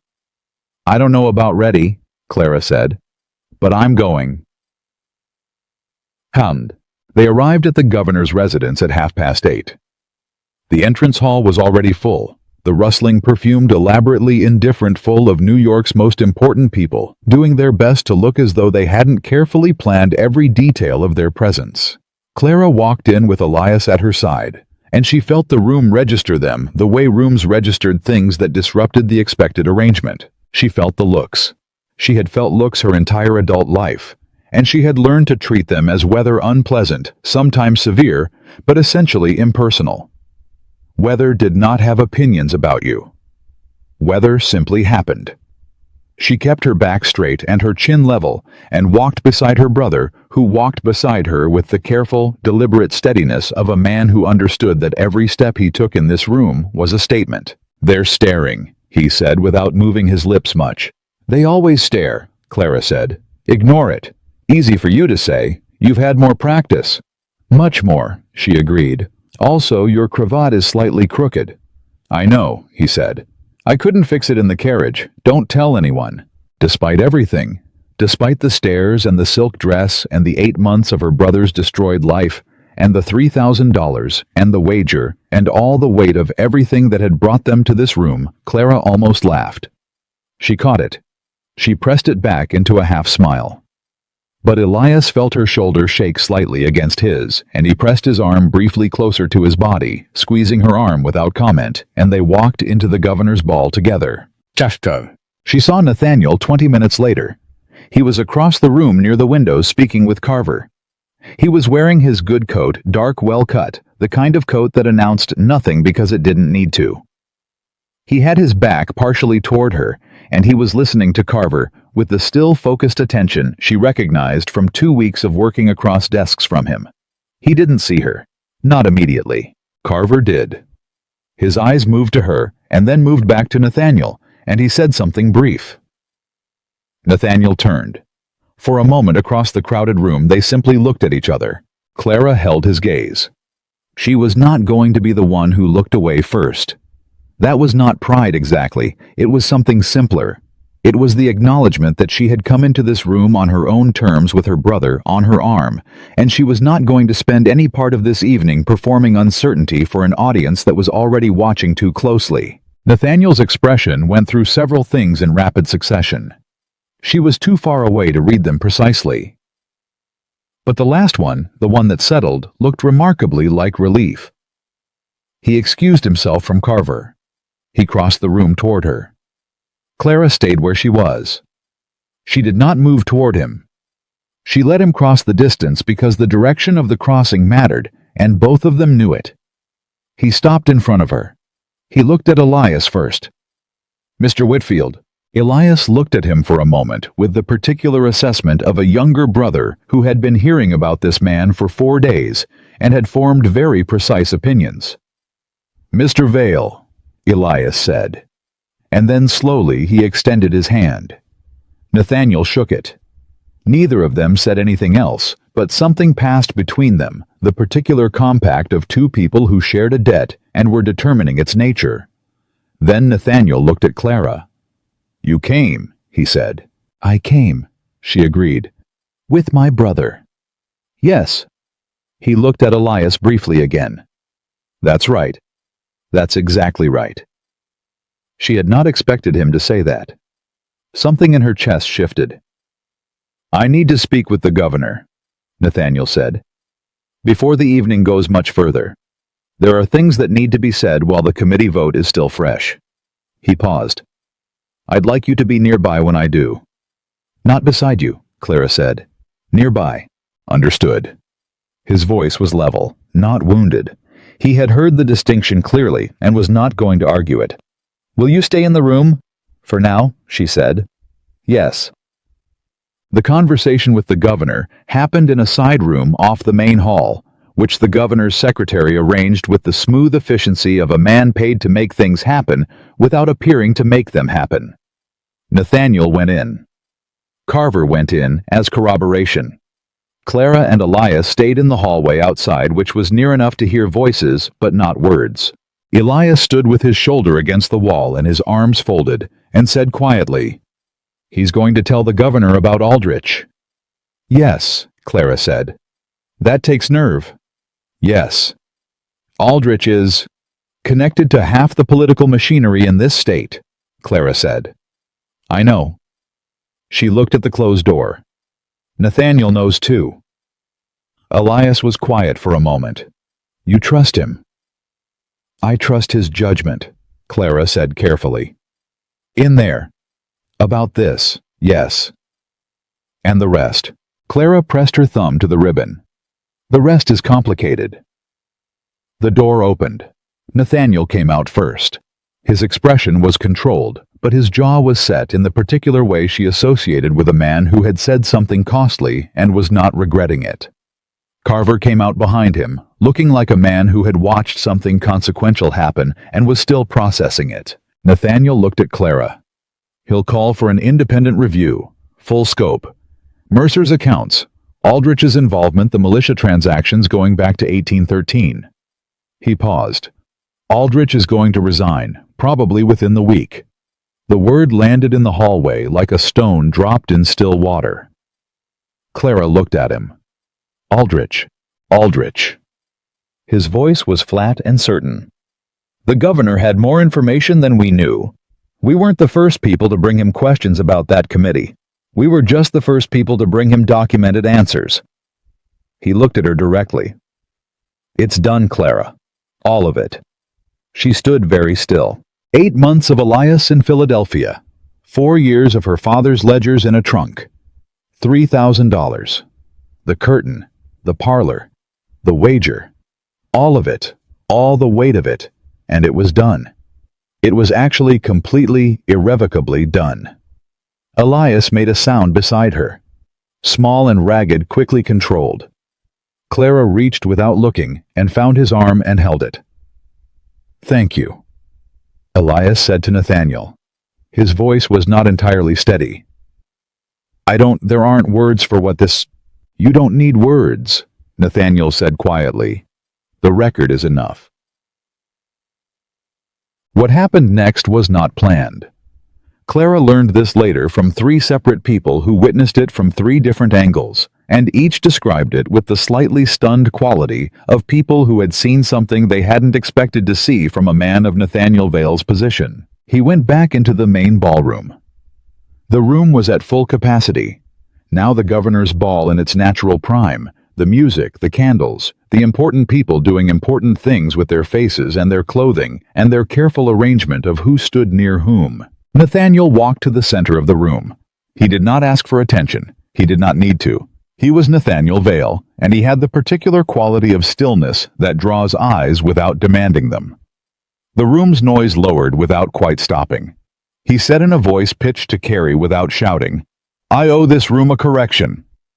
The room went quiet. 3 months ago, Nathaniel said, "I accepted a wager from Julian Ashford." The terms of that wager used Miss Clara Whitfield's name and her circumstances as a subject of entertainment. I accepted it without adequate thought about what it said about my character or my regard for another person's dignity. He paused. That was wrong. I knew it was wrong when I did it, and I did it anyway, and there is no explanation for that which reflects well on me. Someone across the room cleared their throat. Nobody else moved. "Miss Whitfield is in this room tonight," Nathaniel said, "with her brother whose name was cleared this week before the state committee cleared because Miss Whitfield spent 4 years protecting evidence that the rest of us were not willing to look at. She is not in this room as anyone's prize or anyone's project or the punchline of anyone's wager." His voice was level and clear and entirely without performance. "She is in this room because she earned the right to be here. Miss Clara Whitfield was never the prize of a bet.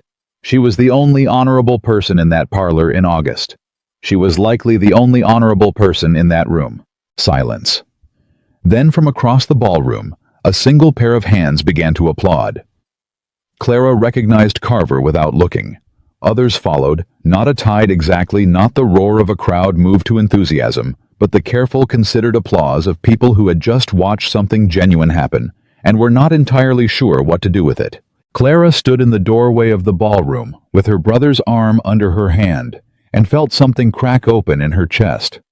Not painfully, but inevitably, the way ice cracks in spring when the temperature has been building toward it for weeks. Elias said very quietly, "Clara, I know," she whispered.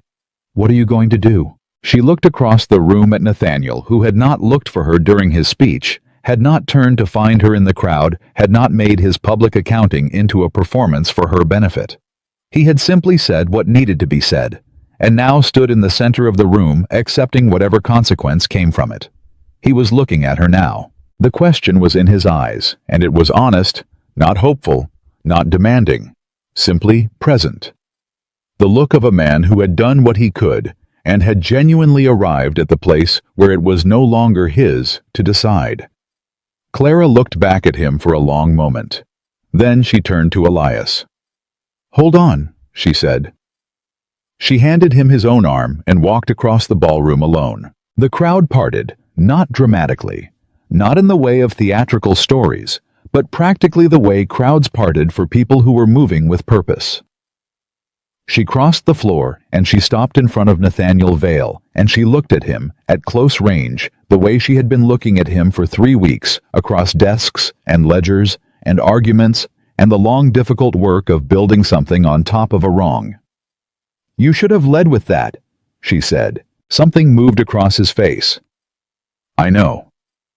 Not the speech. Before. In the parlor.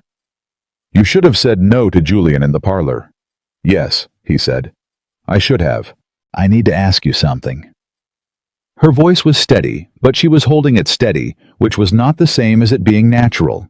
"Why did it take humiliating me first, before you could be the man in that committee room, Before you could be the man who just stood in this room, why did I have to be worth $3,000 as a joke first? It was the question she had carried for weeks. The one she had not been able to put down, the one that lived underneath all the evidence and the bargains and the growing complicated thing between them that she still hadn't fully named. Nathaniel did not look away. He did not reach for a comfortable answer, which he had half expected and was halfway braced for. I don't know, he said. I don't have an answer for that. That is fair to you. He held her gaze. I was careless with your name before I knew whose name it was, and that carelessness was a failure that I cannot argue away or explain into something smaller than it was. He paused. I don't know why it took meeting you to understand what treating you that way meant. I wish I could tell you it would have been different if I had known you first. But I didn't know you. And I should have. I should have understood without knowing you that what Julian proposed was wrong. Clara held his gaze. She was looking for the easy escape in what he'd said, the place where the honesty became performance, where the accountability became a strategy for forgiveness. She was very good at finding those places. She had trained herself on them for 27 years. She didn't find one. No, she said quietly. You should have. Yes. They stood in the middle of the governor's ballroom with the candles and the music and the careful attention of New York's most important people arranged around them. I'm not forgiving you tonight, Clara said. I want you to understand that clearly. Not because I've decided I won't. Because forgiveness is something I give on my own schedule, not because a room is watching and it would be a tidy ending. I know, he said. I'm not asking you to. You're not asking me for anything. No. She looked at him for another moment. Then she looked back across the room at Elias, who was standing near the doorway watching her with his father's eyes in his thin, tired face. She turned back to Nathaniel. My brother wants to study law, she said.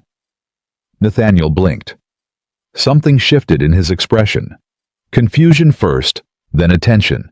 Then the particular focus of a man recalibrating to a new direction. All right. He was saving the money before this happened. The money is gone. The time is gone. He's 8 months behind where he should be. She held his gaze. I'm not asking for charity.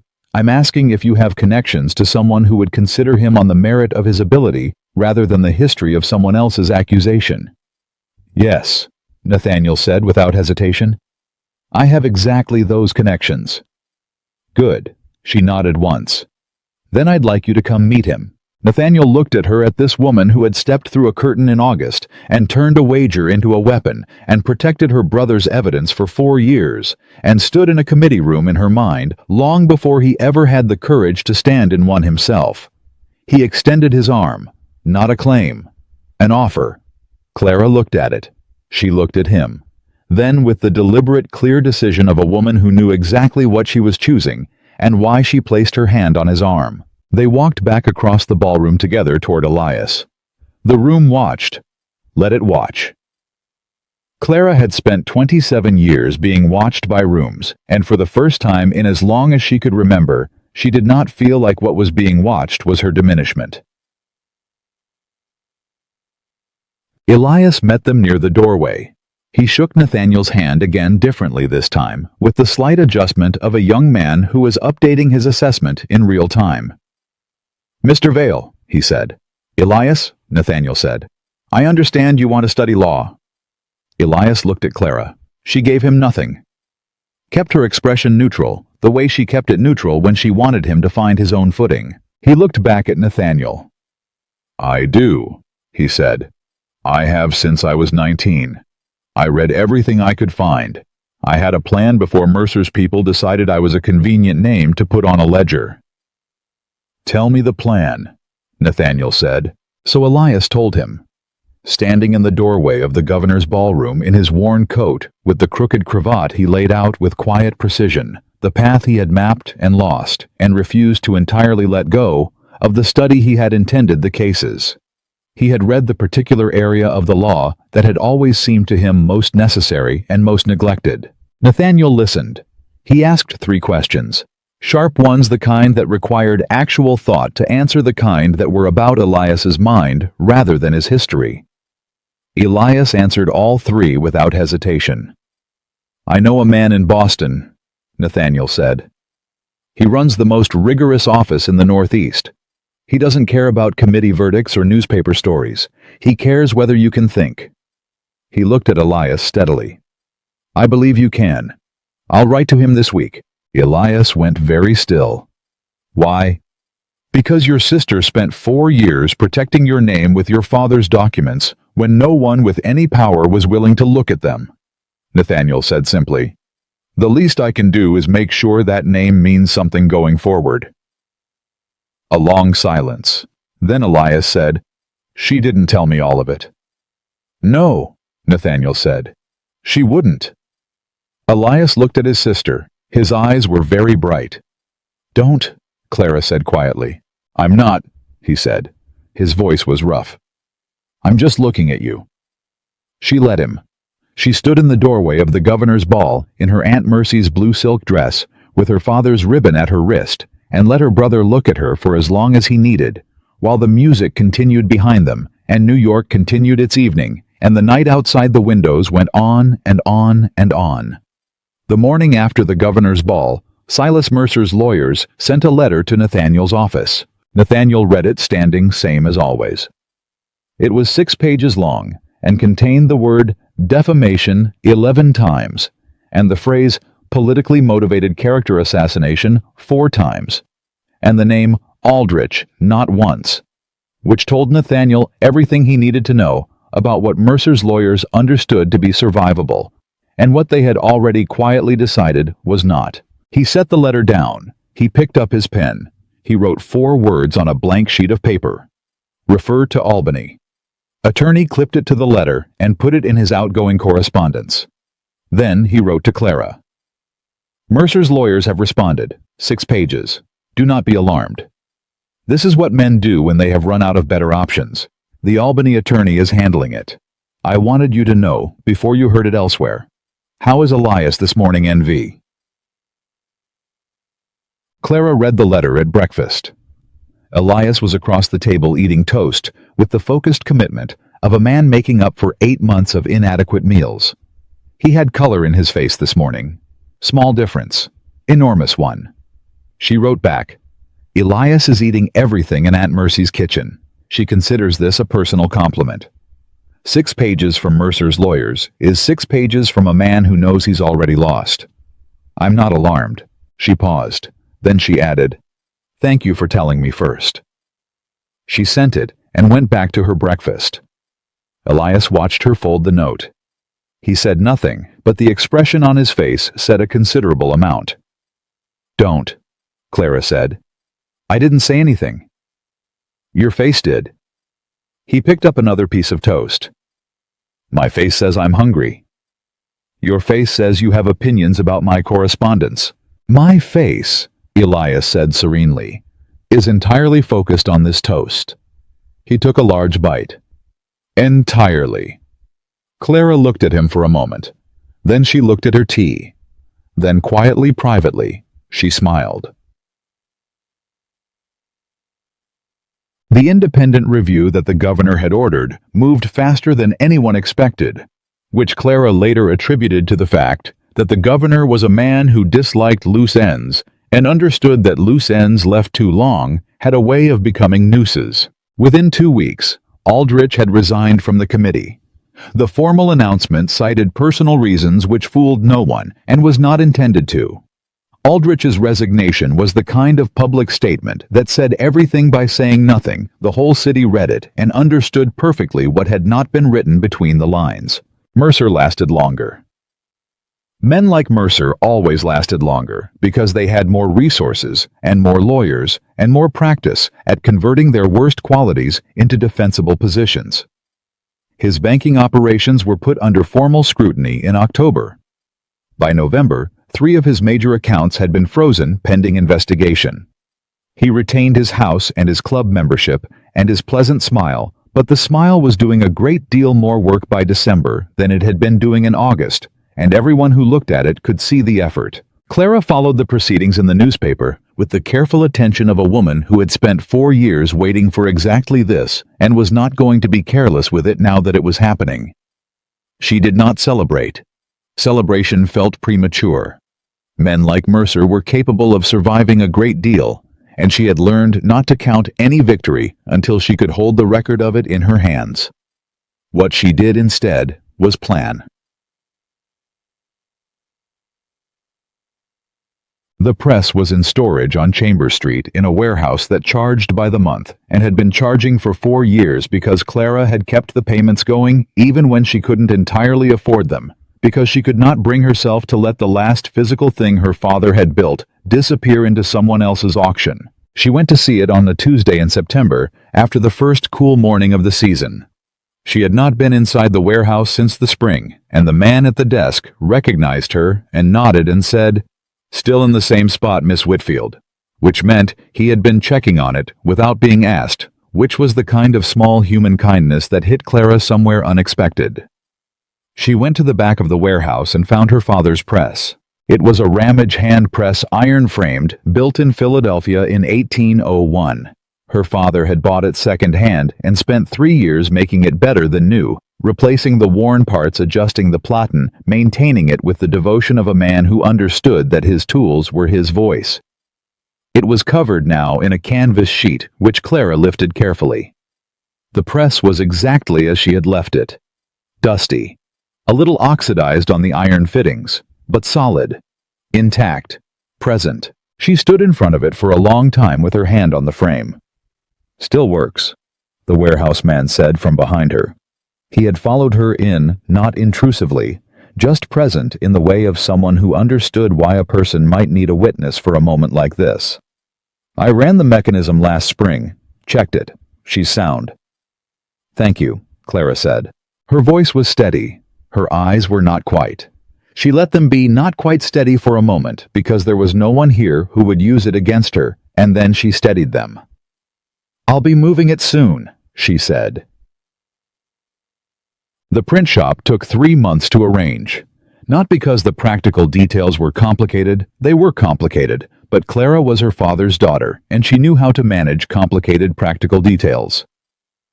It took 3 months because Clara was determined to do it correctly, to find the right space to calculate the finances without borrowing more than she could repay, to plan the first month's work before the first press run, to build something that would last. Nathaniel offered money twice. She said no both times. The first time she said it simply, "No, thank you." The second time she said, "Nathaniel, I need to do this myself, not because I'm too proud to be helped, because I need to know that what I build is mine, built with my hands and my judgment. If you put money into it, I'll always wonder which parts are mine and which parts are yours, and I can't run a print shop on borrowed certainty." He had looked at her for a long moment. Then he said, "All right." And he meant it. He didn't offer a third time. He didn't find indirect ways to help that she hadn't technically refused. He simply accepted it, which was, she was beginning to realize the thing he did. When someone gave him an honest answer, he heard it, and he adjusted, and he didn't make them defend it again. What he did instead was talk to his Veterans Families Organization, a network he'd been building quietly since the committee proceedings, connecting families of militia casualties with employment and legal assistance, and the basic practical support that distinguished between surviving and living. He didn't put his name on it prominently. Clara noticed that. She noticed it the way she noticed everything about him now, carefully, with attention to the distinction between what was performed and what was real. It was real. Elias left for Boston in October. The night before he left, he and Clara sat up late in Aunt Mercy's kitchen, the way they used to sit up late in their father's kitchen when they were children. Elbows on the table, 2 cups of tea gone cold. The particular ease of people who had known each other long enough that silence between them required no explanation. "Write to me," Clara said. "Every week," he said.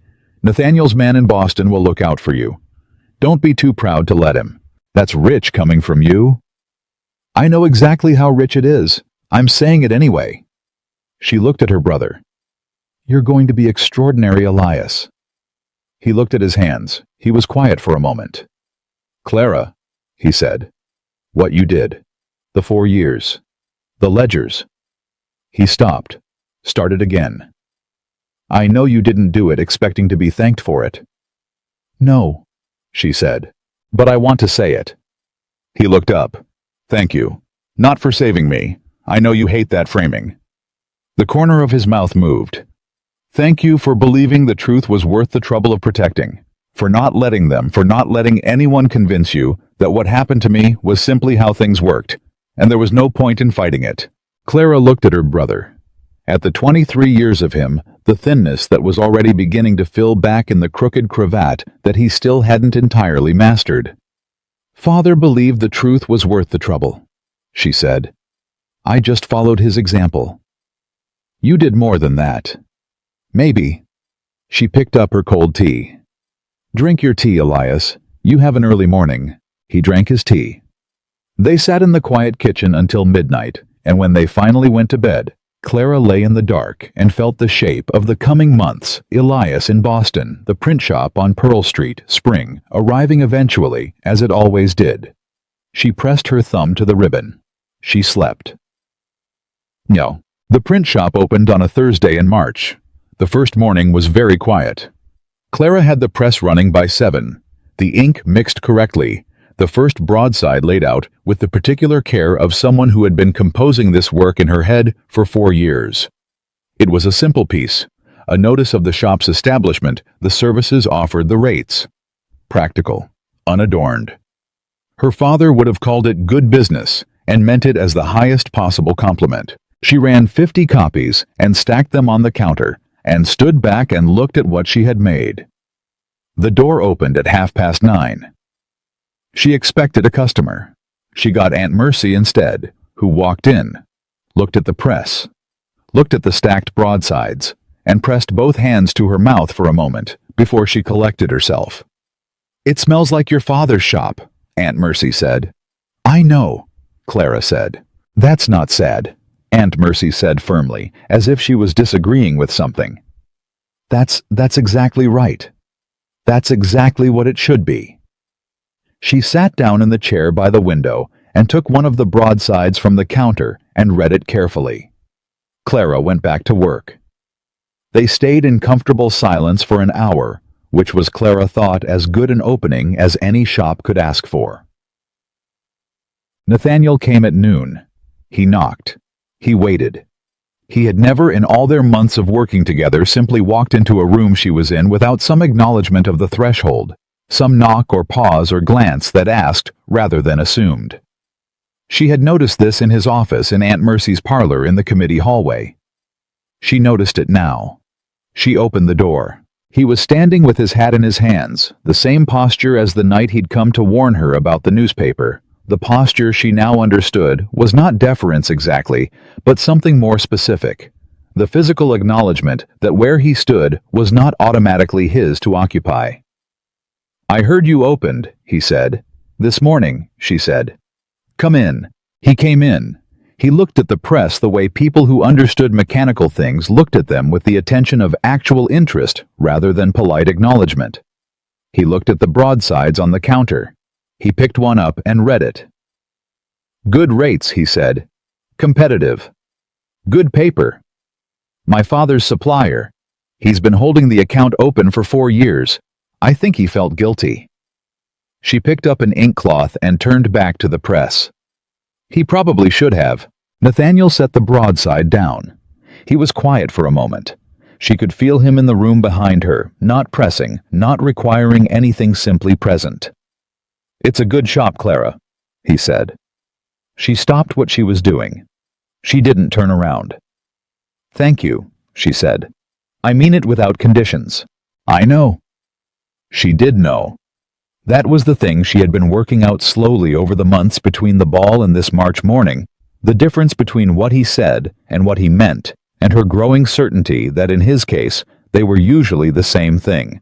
It had taken her this long to trust that certainty, which was not a character failing, but a reasonable response to the world she had lived in. I know you do. She turned around. He was looking at her with the expression she had learned to read over weeks of close quarters, the one that asked without asking, the one that left the answer entirely to her. "Nathaniel," she said, "I want to ask you something." "All right. Why are you here today specifically?" "Not generally. I know you've been watching the shop come together. I know you spoke to my landlord." She saw his expression shift and held up a hand. "I'm not angry about that. He told me. You vouched for me to a landlord who didn't know my name, and that is a practical thing that cost you nothing and cost me a great deal of time if you hadn't. I'm not angry." She looked at him steadily. "But why are you here today?" He was quiet for a moment. Then he said, "Because I wanted to see it. Finished. Running." He paused. "Because I wanted to see you in it. This is where you belong. This is what all of it was for. The ledgers, the committee, all of it. It was for this room, and I wanted to see it." Clara held his gaze. "You could have sent a note." "I could have," he agreed. "You didn't." "No." She looked at him for a long moment. Outside Pearl Street was going about its business carts. Voices, the ordinary percussion of a city that did not pause for private reckonings. The press smelled of ink and iron. Her father's press. "I'm not the same woman who stepped through that curtain in August," she said. "I know," he said. "She was remarkable. You're—" He stopped. "You're something I don't have an adequate word for." "Try." He looked at her. Something in his face settled not into ease exactly, but into honesty. The particular honesty of a man who has decided that whatever the answer costs him, he is going to give it anyway. "Necessary," he said. You are the most necessary person I have ever met. Not necessary to me specifically. Necessary the way a press is necessary. The way truth written down is necessary. You are the kind of person the world requires and too often buries. And I watched the world try to bury you, and I was part of that, and I am grateful beyond my ability to say it, that the world failed." Silence. Clara pressed her thumb to the ribbon at her wrist. She felt the familiar edge of it, the dark silk worn smooth from 4 years of the same gesture. "I forgive you," she said. He went very still. "Not because it's convenient," she said. "Not because this room is pretty and the morning is going well and it makes a tidy ending. I forgive you because I've been watching you for 7 months, and I know who you are, and who you are is not who you were in that parlor in August, and carrying the weight of what you were in August forever would be—" She paused. "It would be the same thing they did to Elias. Deciding someone's worst moment is their truest one." He said nothing. She watched him absorb it the way he absorbed everything she said carefully, without reaching for it too fast. "That's not the same as forgetting it," she said. "I won't forget it." "I don't want you to," he said. "I want you to know who I was, so you can know who I'm trying to be." "I do know," Clara said. "That's why I'm telling you." He crossed the room. He stopped in front of her close enough that she could see the lines around his eyes that she hadn't noticed in August and now knew by heart. He did not reach for her hand. He waited. Clara looked at him. This man, who had read 4 hours of ledgers, who had said, "I'm sorry," without armor, who had crossed a ballroom and told the truth in front of everyone, and then waited, had been waiting, she realized since that night, for her to decide. She lifted her hand and placed it against his jaw, and felt the particular solidity of him, the warmth, the alive reality of a person who had been abstract to her for months, and was now simply and completely here. He put his hand over hers. That was all.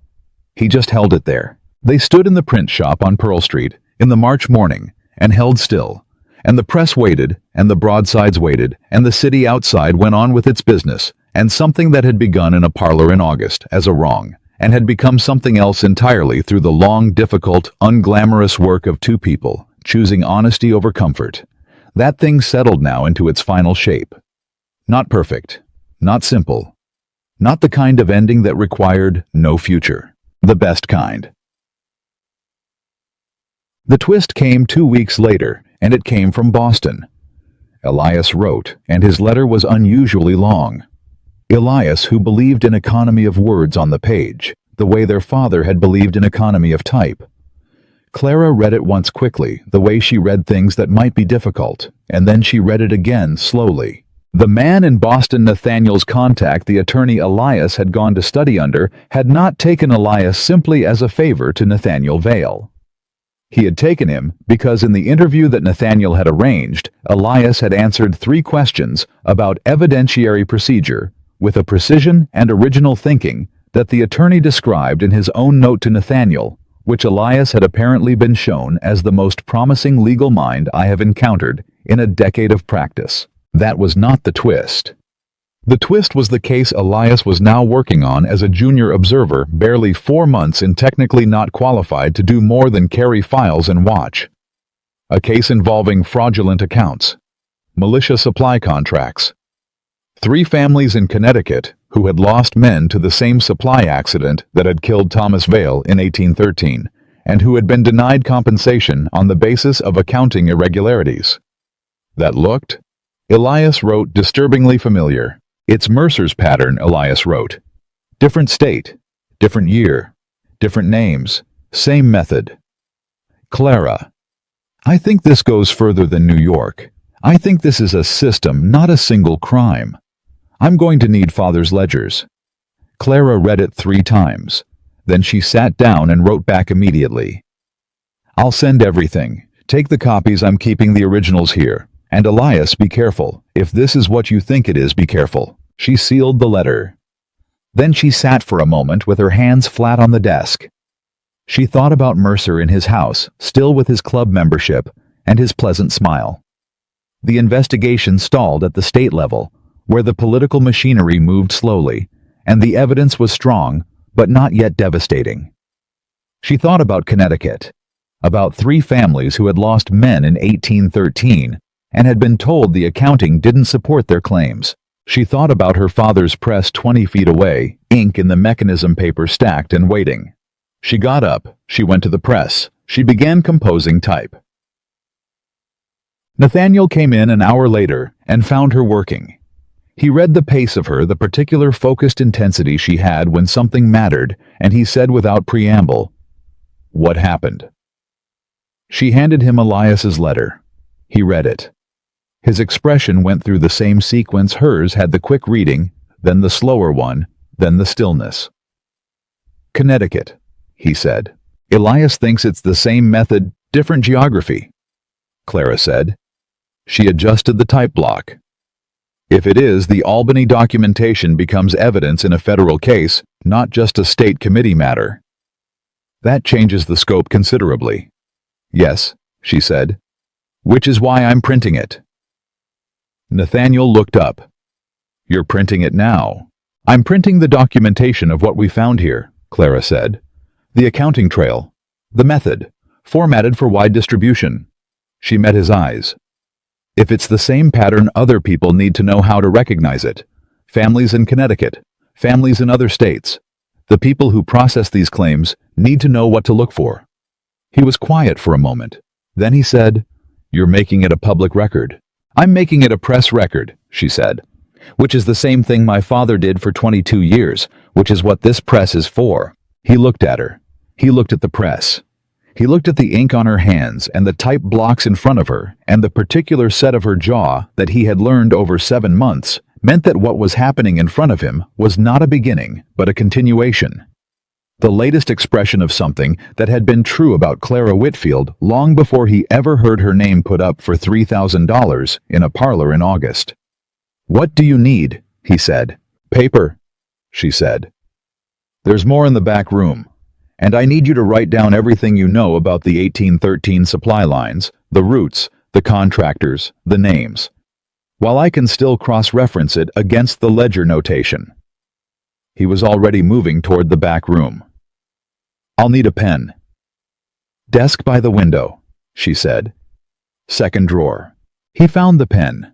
He sat down at the desk by the window, and he opened the second drawer and found the pen and a clean sheet of paper, and he began to write, and the press began to move, and the March morning came through the window and lay across the floor of the shop on Pearl Street.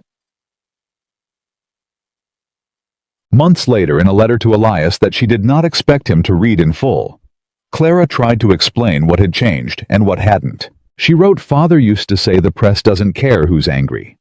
I used to think that meant the press was indifferent. I understand now that he meant something different. He meant the press is constant. The press doesn't stop because someone is frightened of what it will say. It doesn't pause because the people who stand in front of it are unsure of their welcome or their worth. It runs or it doesn't run, and the only thing that determines which one is whether someone is willing to stand there and work. That's what I'm doing, Goliath. I'm standing there and working. Not for anyone else's approval. Not to prove anything to anyone who already made up their mind about us in August, or 4 years ago, or 20 years ago. Because the work is worth doing, and I am capable of doing it, and there is a press that was built for exactly this purpose. Father would have understood. She sealed the letter. She turned back to the press. And on a spring morning in New York in the year 1817, Clara Whitfield stood in her father's print shop on Pearl Street and took the black printer's ribbon from her wrist, the ribbon she had worn every day for 4 years. The ribbon she had pressed through every difficult hour of the investigation, through the wager, and the bargain, and the committee room, and the governor's ball. And she tied it around the handle of the restored Ramage press. She did not take it off because she was finished with grief. She placed it on the press because grief properly held does not diminish you. It teaches you what matters enough to fight for, and then it becomes the fuel. Her father was in these walls, in the smell of the ink and the weight of the iron and the clean precision of type set by careful hands. He was in the broadsides stacked on the counter, and the letters going out to Connecticut, and the work that had begun in a trunk under a bed on Reed Street, and would not stop. Not now, not for Mercer's lawyers, or Aldrich's silence, or anyone else's careful opinion about what a woman in reduced circumstances was worth. Clara set her hand flat on the press frame and felt the solidity of it. Outside Pearl Street moved. Elias was in Boston building the career that should have started 4 years ago. Aunt Mercy was somewhere nearby, probably reading and pretending not to be watching the door. Nathaniel was across the city writing testimony for the federal inquiry that had begun to gather around Mercer's name like weather around a ridge. Clara was here, in her shop, at her press, her father's ribbon on the handle and her own hands on the work. A woman's worth is not decided by marriage or scandal or the price a careless man puts on her name in a candlelit parlor.